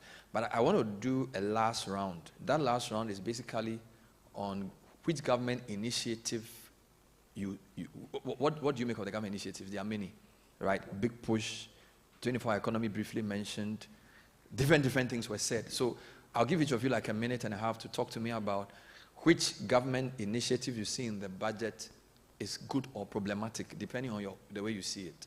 I mean, I've read articles where I think you outlined about a lot of them, all right? So I'll start with George. Which of the initiatives require commentary or are encouraging or are concerning, depending on where you sit? Right.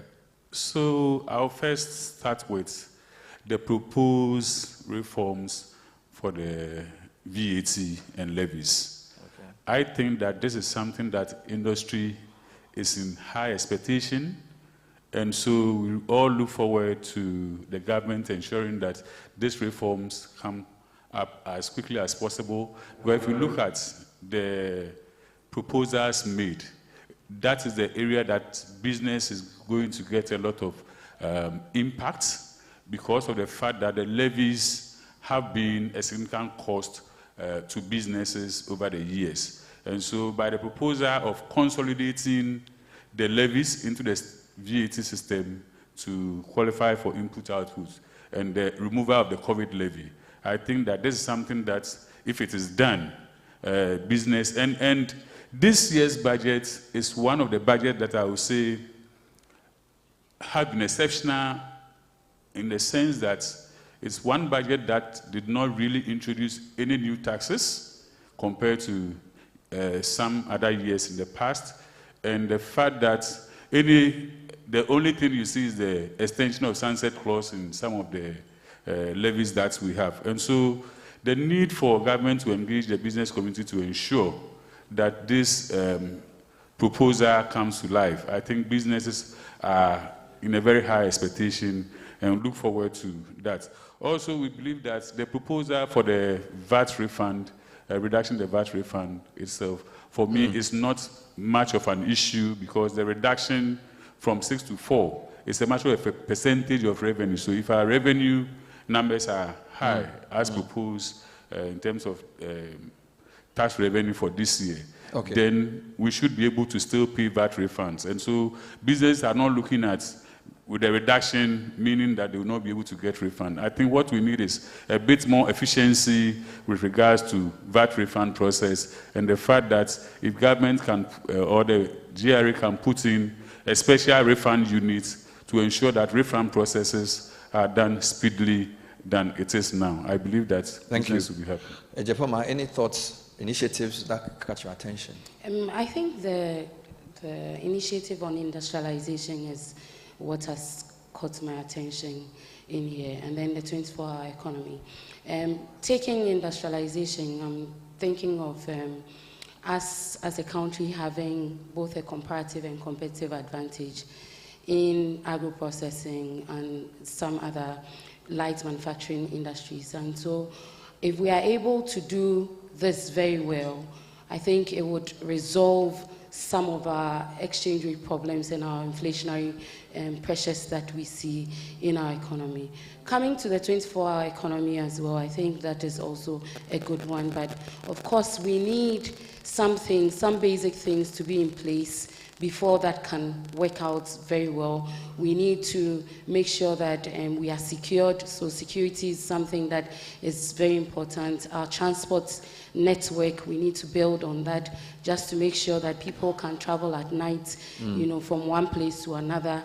We need other forms of infrastructure, good road, electricity especially as well, to make sure that the 24-hour economy works as it's supposed to be working. So these two, I think if we were able to do them, industrialization focusing on agro-processing and some light manufacturing industries. Wonderful. Would be useful for our job creation agenda, for our import substitution, export promotion strategy, Wonderful. and resolve our problems for us. Thank you, Prof. Let's go to AGI, Seth.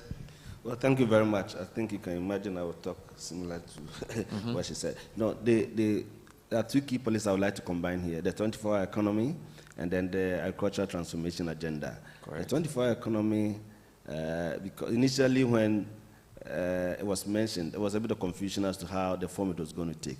But we've had the opportunity of engaging the government advisor on the 24-hour economy. And we like the concept that they've put in place now, the structure of it, and it is that they are going to look at the value chains. So they are going to work with us on selected products that we should be targeting and look at the value chains of those products. So the production, that is from the farm gate to the logistics to processing centers, and then when you process, you export or you take them to the local market. So if you look at the entire chain, it has to do with agriculture and industrialization. And the linkage between the two is very fantastic. So we think that the 24-hour economy is key as far as the concept is defined this way. What is going to make it work is giving all the attention to it, the resources to make it to work, bringing the stakeholders together, and making sure that that linkage that we are talking of is well established. We had the 1D, 1F, which had similar concepts, because that one was targeting at district industrialization development. The key challenge we saw was that the raw material to feed industry was not that well organized, so having regular, reliable, and consistent supply of raw materials to feed the factories was a challenge. And therefore, if under the 24-hour economy we can resolve this particular nuance, then that would be great. Funding becomes a key element, and in most cases, if you rely the private sector source of funding to do this, because government can only facilitate. It's a private sector that is going to do this. And if you want the private sector to do this, then access to cheap funds and on medium to long-term basis become very important. That's why the agricultural aspect and then the linkage to industry is key. And I think if you work it very well, it will help do the exports, reduce our importation bill, and then help the economy reset. Thank you. Thank you. Dr. Etiahene, your thoughts on the government initiatives? What I'm quite interested in is not just what is said. The Fiscal Responsibility Act, which was suspended during the COVID time. I'm not only talking about the fiscal responsibility. The constitutional review is a statement that they should take it back. We should put a debt cap and a debt limit in our constitution so that people do not go behind and use the fiscal responsibility to create what we are experiencing. Because the fiscal responsibility was taken out.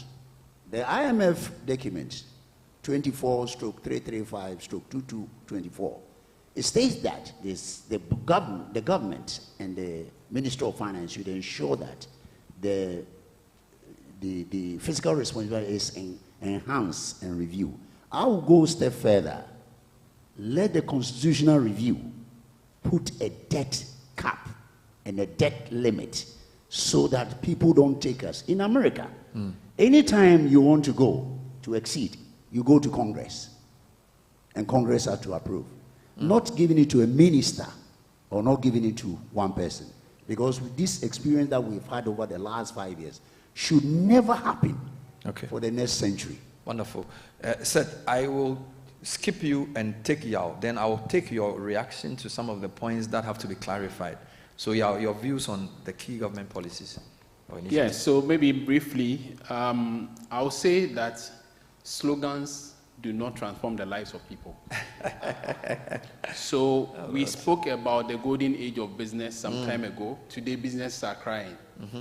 We spoke about Ghana Beyond Aid. Today, we are under IMF. All right. And so today, we are talking about Nkukon Keten. If by Christmas time we are still importing poultry, then we are failed. And what I would say to this is that the reason why these policies failed in the past is that we did not properly structure them. Have proper financing structure to support these policies. And I'll pick one or two examples. The first one is the Women's Bank. We have a development bank that has already started operations. We can leverage expertise of the development bank to ride or build on the business or women's bank. We've had institutions like Maslock, which hasn't really performed or didn't really perform. And so the reason is we should not create these institutions as avenue for people to get jobs, but we should allow them to ride on existing institutions to build their work. The other thing is also the social policies. We should have proper financing structure for our policies and initiatives. We have free sanitary, Mahama cares, etc., etc. All right. If we are just giving this as freebies without proper financing, you go to the same cycle where a lot of freebies were handled to us, and then we had to use taxes to pay for them. Thank you very much. Thank you. Let's take some comments from Mr. Tekpe because of the previous round. If you have any clarifications to make. After that, I'm going to open the floor for your comments. Thank you for your forbearance. Okay, just a couple of quick points. Maybe just I'll restrict myself to 4. 1, Ghana is a lower middle income country.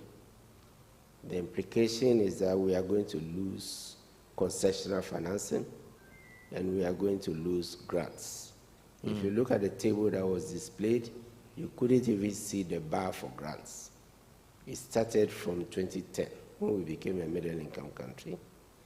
And yours truly in 2013 was the one who received a letter. It is very formal from the World Bank and from the IMF that we are, World Bank and African Development Bank, our own bank, that we had become a middle income country and therefore we cannot borrow for 40 years as we did for the dam. We can borrow with 10 years moratorium. We can borrow for 25 years, with 5-year moratorium. If we get 2 additional oil fields and the services sector keeps expanding, in all probability, we will be an upper middle income country. Those resources will be shut to us. So in our planning, we need to recognize that building a domestic bond market and access to the external bond market is inevitable. Mention was made about Botswana and Ethiopia. Let me put them together. Botswana is AAA minus. The diaspora bond that was Ethiopia did recently, I mentioned that we, during the period of homegrown, were able to do 200 million on our domestic bond market, US dollars. It was actually oversubscribed, about $400 million, which is more than enough of the borrowing we did. That's domestic bonds in dollars. It's more than the amount we use for Terminal 3. It means that if we are nurtured the domestic bond market, at the point in time I also mentioned that about 60% of the domestic bonds that we're issuing were from non-residents who were bringing in forex. What we need to do is to have those dollar inflows classified as foreign debts so that we make provision for their repayment in the reserves. That's the sort of pressure which the governor was talking about when he said if you accelerate certain policies, it will put pressure. Part of the exit and forex losses that occurred were because the residents, when they were exiting, we had to deplete our reserves, and we ended up, to pay them. So if we have a hybrid between domestic and forex and classify these so we can plan them and channel them towards self-financing projects, for example, which generate forex, we will be able, to pay. In any event, Terminal 3, the gas processing plants, the pipeline, port expansion, some of them are self-financing, and they are being paid. The loan is being paid from the forex that are generated from these projects. And we did this when we were in an IMF program. We didn't, because we have the assets, the debt reserve accounts that were flowing.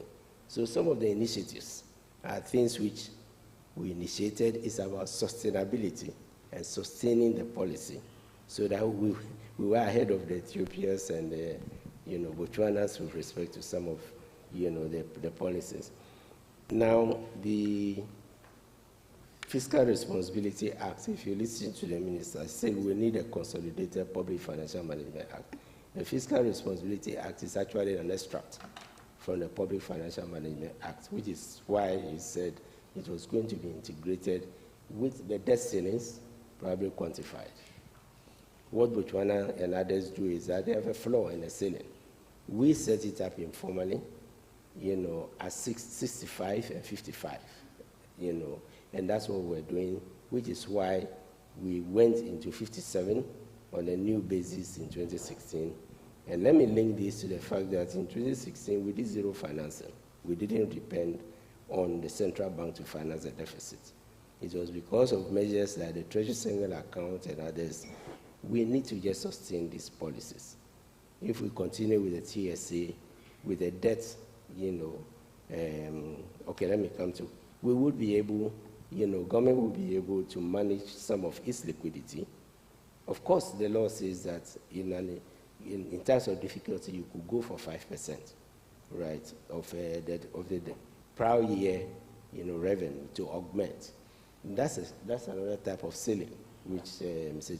Chahine was talking about. The thing is that we blew, many of these, quantitative measures. It's about consistency, and I do agree that maybe some of these powers, subject to the constitutional review, may go to the people's, house to be.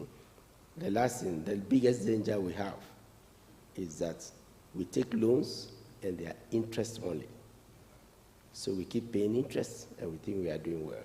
We don't amortize. This is the rationale for the sinking fund, which, by the way, is in the Constitution. But it says the government may, maybe we've made it the government shall, establish a debt repayment account, right? Then every government will be obliged to live within maybe the margins, and we will still have a very healthy, domestic, bond and external bond markets. If you borrow, you must learn to pay. All right. Right, and so that is Thank you. What I want. Please put your hands together for the panel. We appreciate your time. Still stay. This is the Deloitte Budget Roundtable coming to you live from Mevenbeek Ambassador Hotel. We have lots of viewers online as well. We have a very interesting group here. If you want to make a comment, you want to ask a question, please bring me 2 mics so I can take your comment. Kindly introduce yourself. Tell us where you're speaking from. Charles, I need help with the mics. And we'll take a few. All right, so yes. So we'll start with Mr. Bosombil, Petrosol, Dr. Yes. No, the man next to you. Then Doc. We also have a lot of you. We'll take about 3 or 4 before we go on. Yes, sir. Okay. Thank you very much. I'll start with Yao. I want to suggest something that, when you did the presentation, debt to GDP ratio was declining. But that is nominal. It's not real, because we had, stopped paying our debt. So why don't we introduce a nominal version in our analysis? Because it tends to always give us this flawed picture of progress, when in real sense, we are not making progress. And this has been historical. So what we should be doing is that on year-by-year basis, anytime we suspend our debt payments, we should look at what we should have been paying that year and factor that so that we have the real graph. Because that is how we get real. Because this nominal picture of our economic indices don't help us. And we need to change that, going forward. Then the issue of the sunset clauses to taxes that we introduce with the main objective being to stabilize the economy. As private sector players, we are always willing to support government, even though it is government that messes the economy up. But may I suggest that going forward, whenever we introduce such tax measures, we create a fund for that money and make the private sector get involved. Why am I saying? Even IMF, that gives the loan. It's not that they are contributing to solving the problem. They give you a loan that you pay back. They come to dictate every time Honorable Tekpe, you just indicated, regularly they come. And indeed, they will come to see how you spend the money. So my suggestion is that anytime we introduce these, tax handles targeted at stabilizing the economy, it should go into a fund that the private sector will be involved in the disbursement of that fund in stabilizing the economy. All right. Thank you. So that was the CEO of Petrosol, Dr. Joseph Obeng Guta. Thank you very much. Please, I've heard that a chunk of the revenue that we generate from our taxes is being consumed by wages, compensations, and all that from the public expenditure. Now, I want to find out how policymakers have evaluated and benchmarked productivity with this spending that we do. We've been talking about generating employment and all that. I believe that effective labor force should be able to regenerate employment. What are we doing? How do we dissect, see the essence of this spending?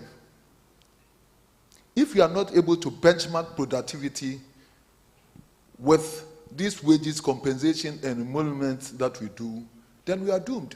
Because this will, it will continue, and they will demand wage increase and all that. Let's subject it to proper scrutiny and see value for money. Then also, we have been paying taxes and taxes. And when it comes that government is looking at the other side, beyond the taxes that we pay, and look at the non-tax dividends, people have a problem with that. And that's where the chunk of our resources are, the extractive industry. Whether it is growth and sustainability levy or otherwise, we should find a way to enhance on the non-tax dividends so that we can help grow the economy. Now, with the 24-hour economy, most of us, the trading community, are bracing ourselves for it. How are we going to be resourced? Because we want to diversify from trading to maybe export and manufacturing. And so we want, because I heard from the finance minister that the 24-hour economy will be spelled in details at Parliament and all that. I'm waiting for that. But for the VAT, we are waiting patiently for a better discussion without emotions. Because we have a lot to discuss out there. That it shouldn't be that some technocrats will go and do it. Of course, VAT is a gold mine. If we have to structure it well. It is not well structured. So you want to be involved We in the want to be involved, and then the thresholds that they use to define the payment of VAT should be removed. If you want to ring fence some area that is not going to be affected with VAT, for instance, selling foodstuffs at the Makola, KJTR, and all that, we all know that we don't have to tax them. But in the same vicinity of trading, where we use benchmark to define who pays or who do not pay, where people come to the same market, it defeats that purpose, because then people have a choice. That they will go to the so-called tabletop and buy. Thank you. You made three very important points because of others. Let me thank you so much. So I'll take Chinebo Akudi Sapon from the GASALC, Ghana Savings and Loans. Is that the organization's name? Please correct me. Yes. Thank you very much. My name is Chinebo Akudi Boache, the CEO of the Savings and Loans Association. Thank you very much, and thank you for the insightful conversation. For us at the banking space, Doc, if inflation continues to drop and we achieve the 11%, then lending will be cheaper. And we will also be happy. And so it is one of the key things that we are looking up to, and we are actually in a position to support the government achieve this.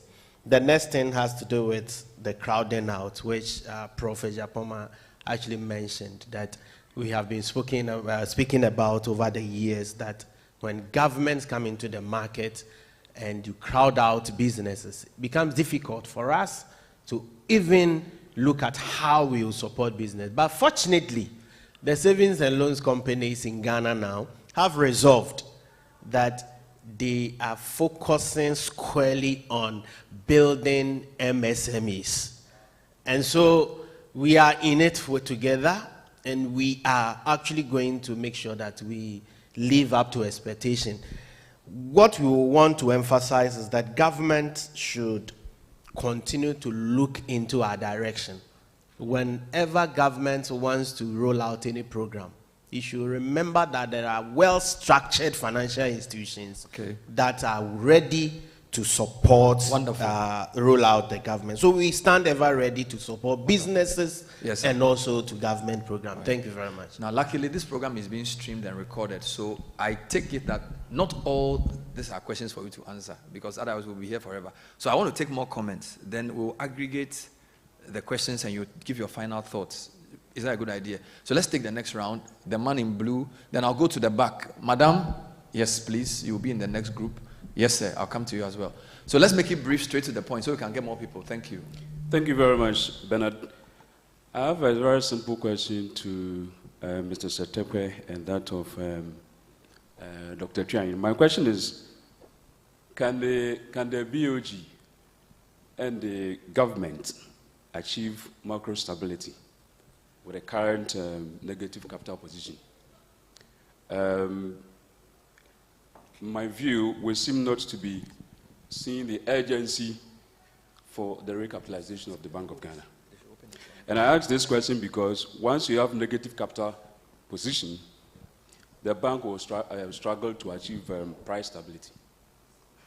Okay, and so with that, in addition to negative net wealth position of the Bank of Ghana, clearly you are going to have difficulty in achieving macroeconomic stability. So I just want to find out from the government advisor, Mr. Setepe, how they intend to achieve that. All right, thank you. Madam, please send the mic to the back. Thank you. Did you mention your name? What's your name? Franklin. Thank you, Franklin. Right.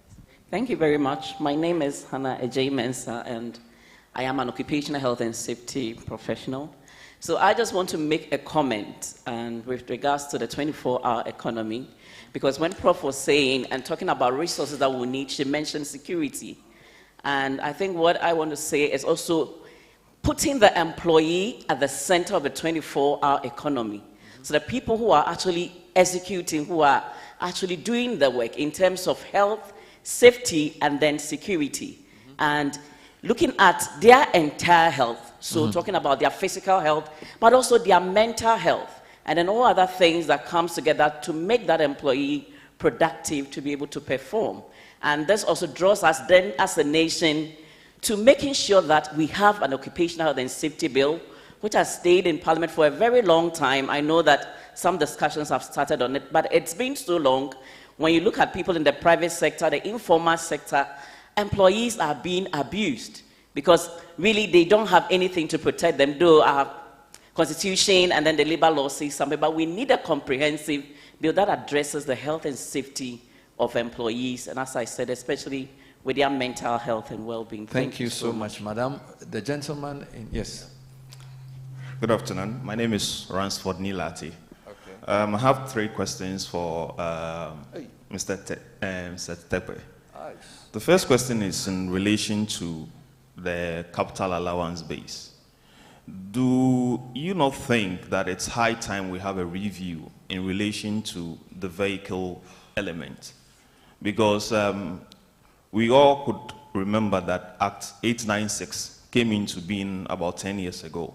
And in definition of what vehicle in relation to businesses, the cost base was actually capped at 75,000 Ghana cedis. Currently, the exchange rate in relation to the cedi is quite on the high. So having to have, let's say, vehicles that are purchased for business purposes being pegged at 75 Ghana cedis doesn't actually make sense. So I think we crave your indulgence to see how best we can have that reviewed.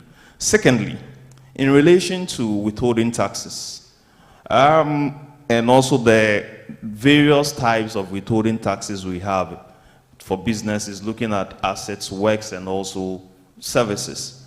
The profitability assumptions that were made in arriving at these rates, do we not think it's high time that those assumptions be reviewed, and also, if possible, us having to increase the withholding tax threshold from 2,000 cedis, taking it a bit upward?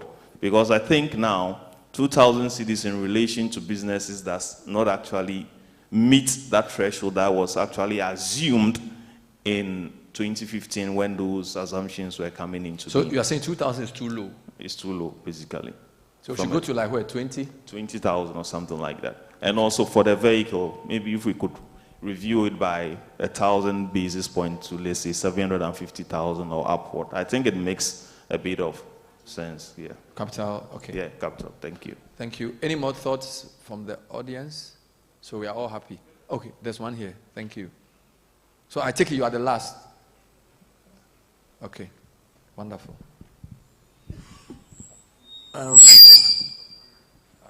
My point is just a suggestion to increase our revenue. My name is Kofi Ewa, partner at Deloitte. Honorable Secretary, I think we've been talking about how do we generate more revenue, because it's something that we need as a country to grow. And we've always targeted tax, let's tax our people, let's tax our people. But there are other options. Indiscipline. And you can see that all around. Traffic offenses, pollution, and other related stuff.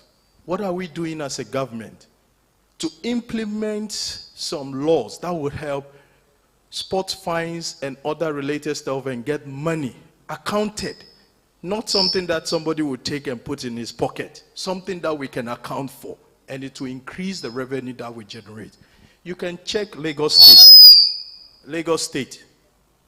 It was something that during the then Fashola's regime was introduced, and the amount of money they generated, especially from traffic offenses, and the approach they adopted is that when you are fined, you go pay to the bank, you come back, you want to take your key, your car key from even the traffic officers.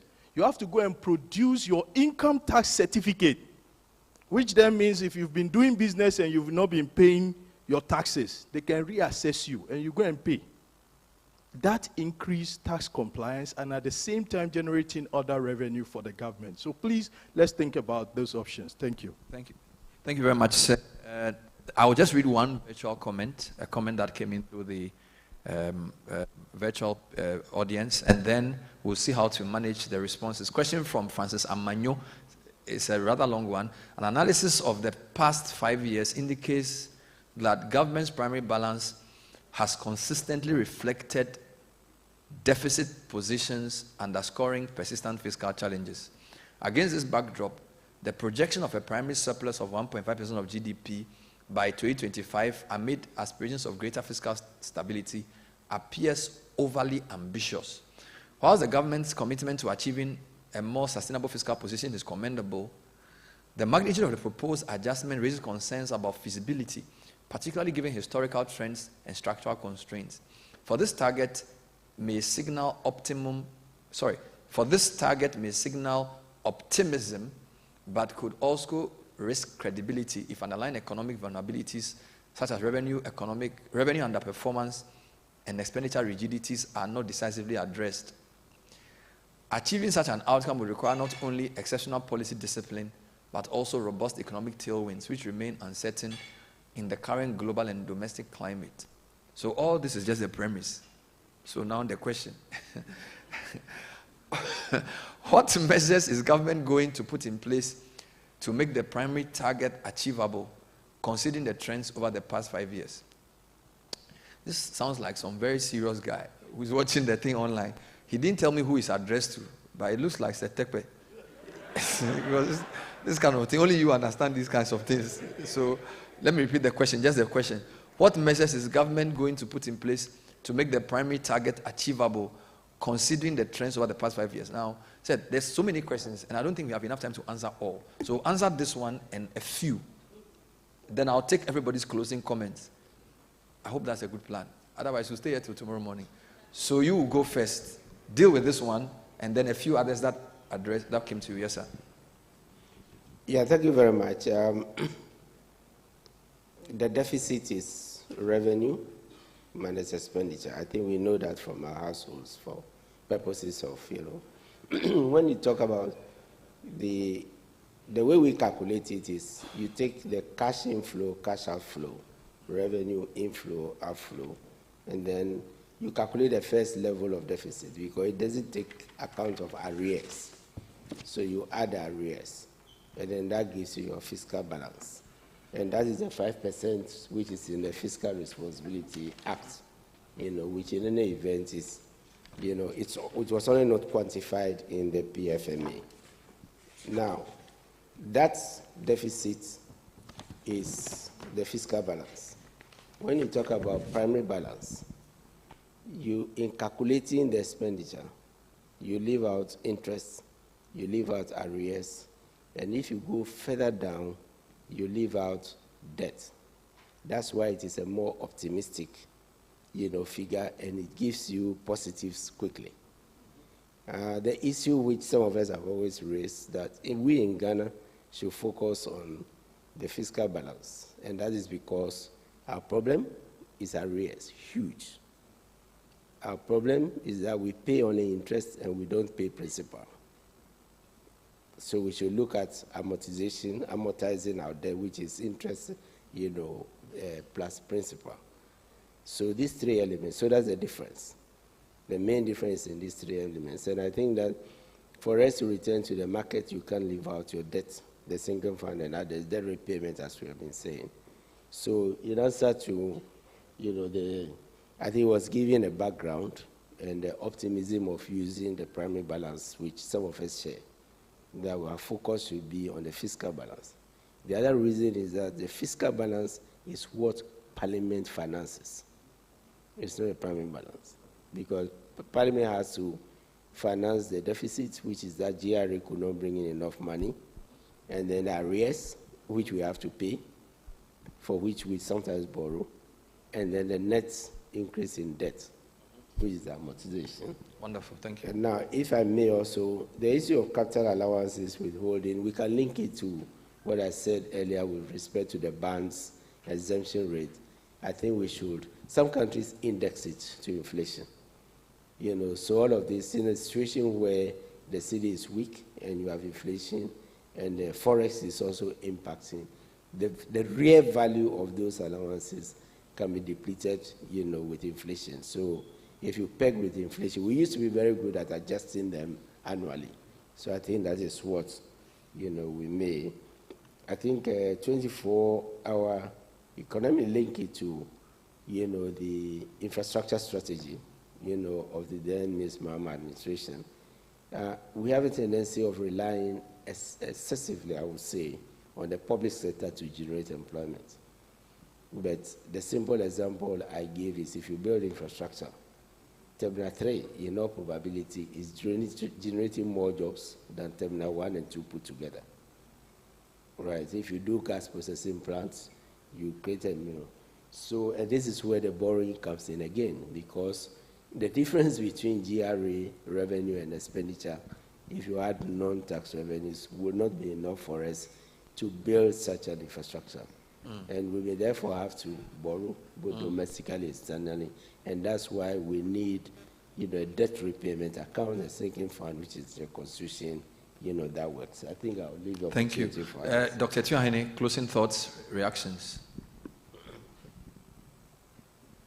My closing thought is about, nobody talked about corruption. And it's the biggest, it's bigger than the Dr. What is his name? Yes, doctor said. It's bigger than the public sector wage. And it seems nobody seems to be aligned with it. Or because we are all participating in it. Yes.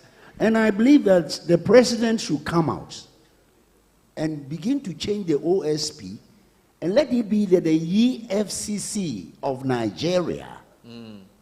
It has got a constitutional mandate. When it arrests you, it has no political color. Until we begin to do that, it is bigger than the public sector wage and we'll not be able to address it. So that is my first comment. My last one is about, he asked me about the Bank of Ghana capital equity. I won't throw my hands in the air, as somebody said. There is a need. I think Mr. Sektepe is here. I think he will carry it back. The reason is that it's about credibility issues and the independency of the central bank. Should the independence of the central bank be compromised, then there is a credibility. What I'm saying is that if 5 banks today go to Bank of Ghana and they say that we are short of funds, so give us lenders of last resort or emergency liquidity resort. Bank of Ghana has no money. And it won't be able to do it. It's as simple as that. All his treasury bills and bonds has been scrapped off. So I urge Mr. Sektepe to sit down again with the finance minister and begin to think how we can restructure, even if we add debt to debt, Mr. Sektepe. If you ask your people, the IMF, that you have told us to recapitalize, but you can't go to the physical space, let us maybe go structure something to improve, at least not the 3.5 billion, at least 1.5 billion for the next 1 year will be good. But we cannot leave it as it is. Because if the supervisor has got a negative balance, how is he going to supervise his children? And that is a very serious issue. And people don't take consideration of that. And don't forget, they have account with Bank of England. They have account with the Federal Reserve Bank. They have account with the European. If they see your central bank as yo-yo, you may not even have correspondent bank relationship. You may not. Thank you. Let's take Mr. Setu Makwaba's closing thoughts. Well, thank you. My closing remarks. I think that normally when we're coming out with policies, one major challenge we've seen is that we don't normally do what I call the regulatory impact assessment. So we introduce the policy, it start biting, then we have a challenge. And I think that this includes some of the taxes that we introduced. And I'll give you an example. 2 years ago, we introduced the sweetened beverage tax. And the carbonated drinks, they were already paying that tax on it. And our position was that, why don't you limit this tax to imported products? But government didn't listen. They put it on locally produced fruit juices as well. Today, Blue Sky is making losses. What they've done, they've gone to set up a plant in Benin. Meanwhile, Ghana was supplying all those markets. As we speak now, the Kunfi said they are being attracted to Nigeria. They are giving 7,000 hectares of land. It's given to them at the price of $150 per hectare for 50 years. Wow. And they will move if conditions don't improve. Meanwhile, we've introduced sugar tax on fruit juices that we are producing. That doesn't add any sugar. So if it's sugar that you want to keep, then why don't you introduce it on all other products? When we eat bread, when we eat biscuits, when you buy cocoa, don't you put sugar in it? Then charge on it as well. So the policies we come up with, I think that if we do long-term planning and impact analysis before we put it on, it will help a great deal. The other thing I want to mention is that some of the government initiatives, some of them are very good, brilliant initiatives, but let's always link it to the productive sector. Social interventions like free sanitary pads, that is okay. But how do we ensure that the sanitary pads are procured locally?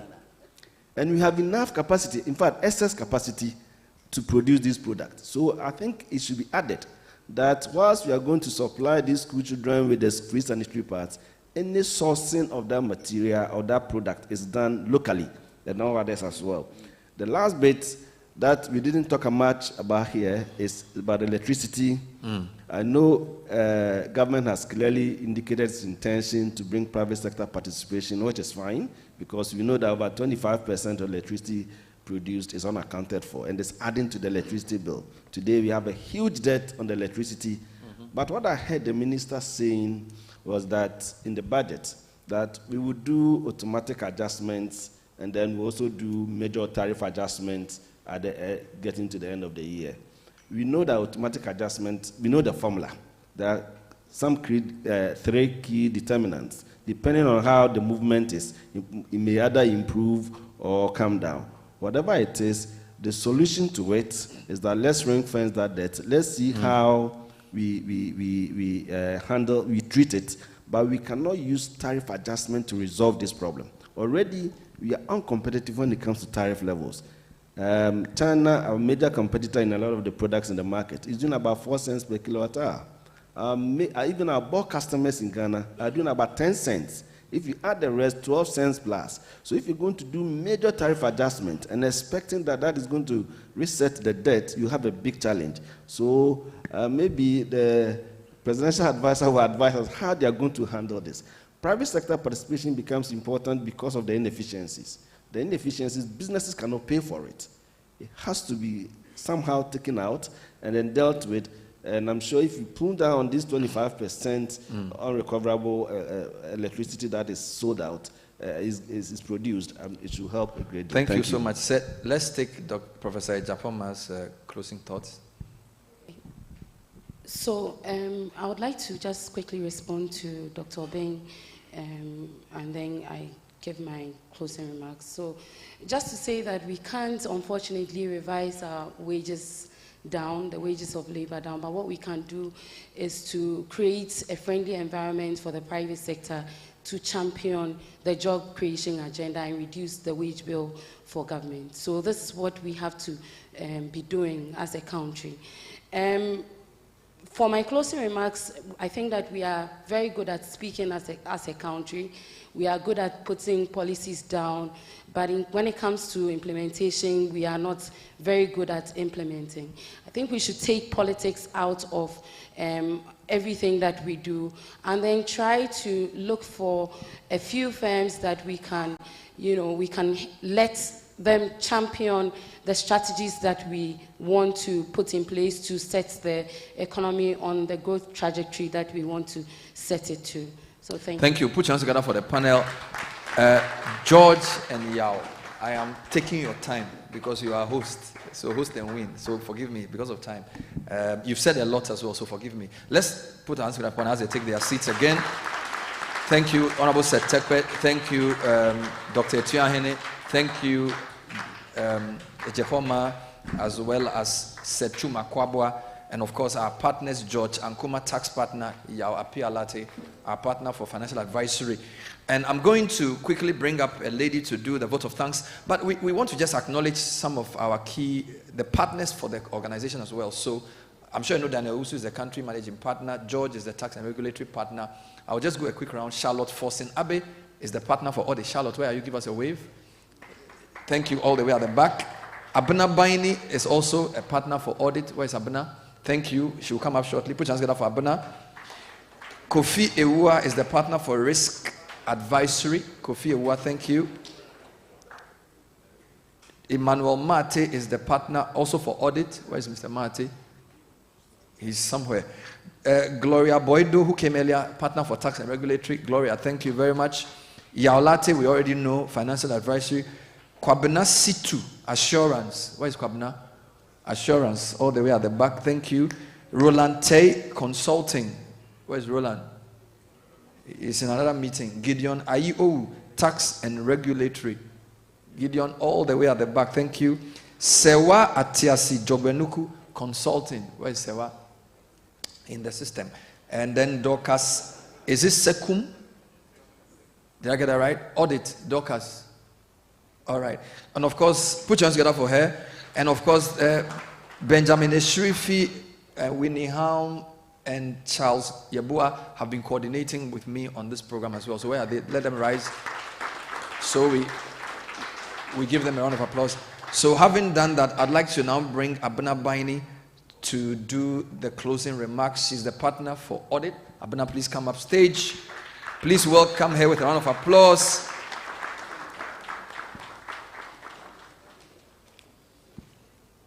Thank you. Thank you, Bernard. Good afternoon.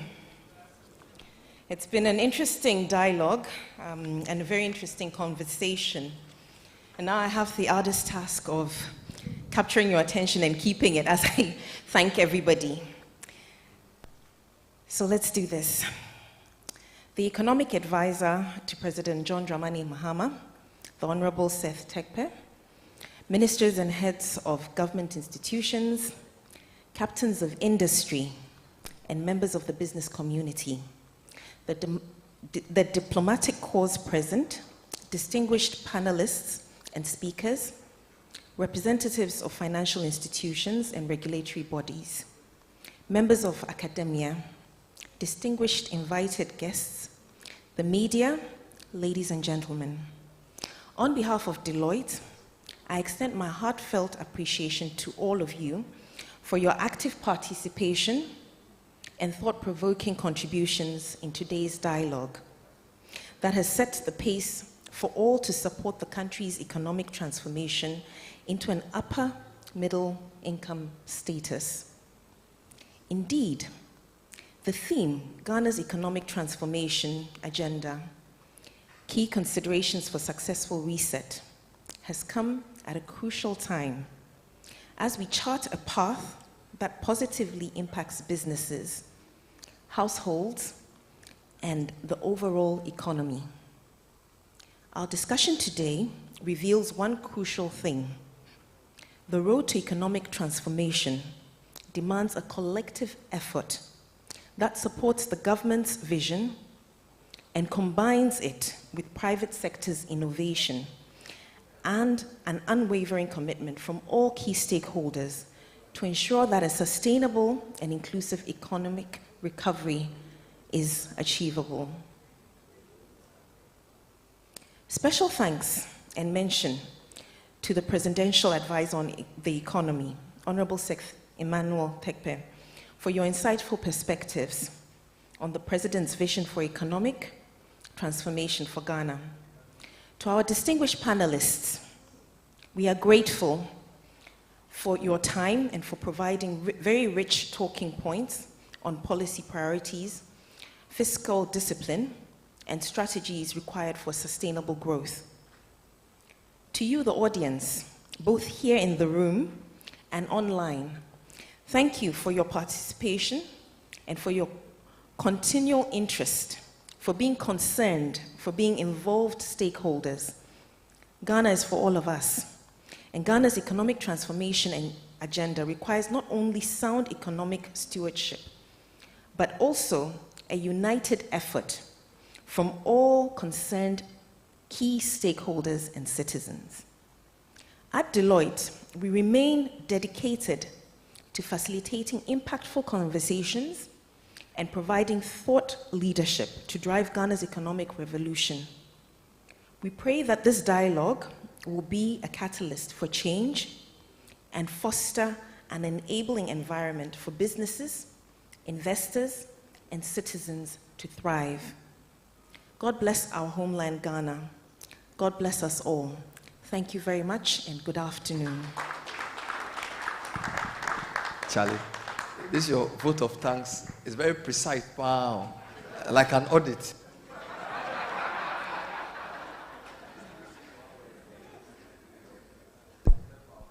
Even sound is even off.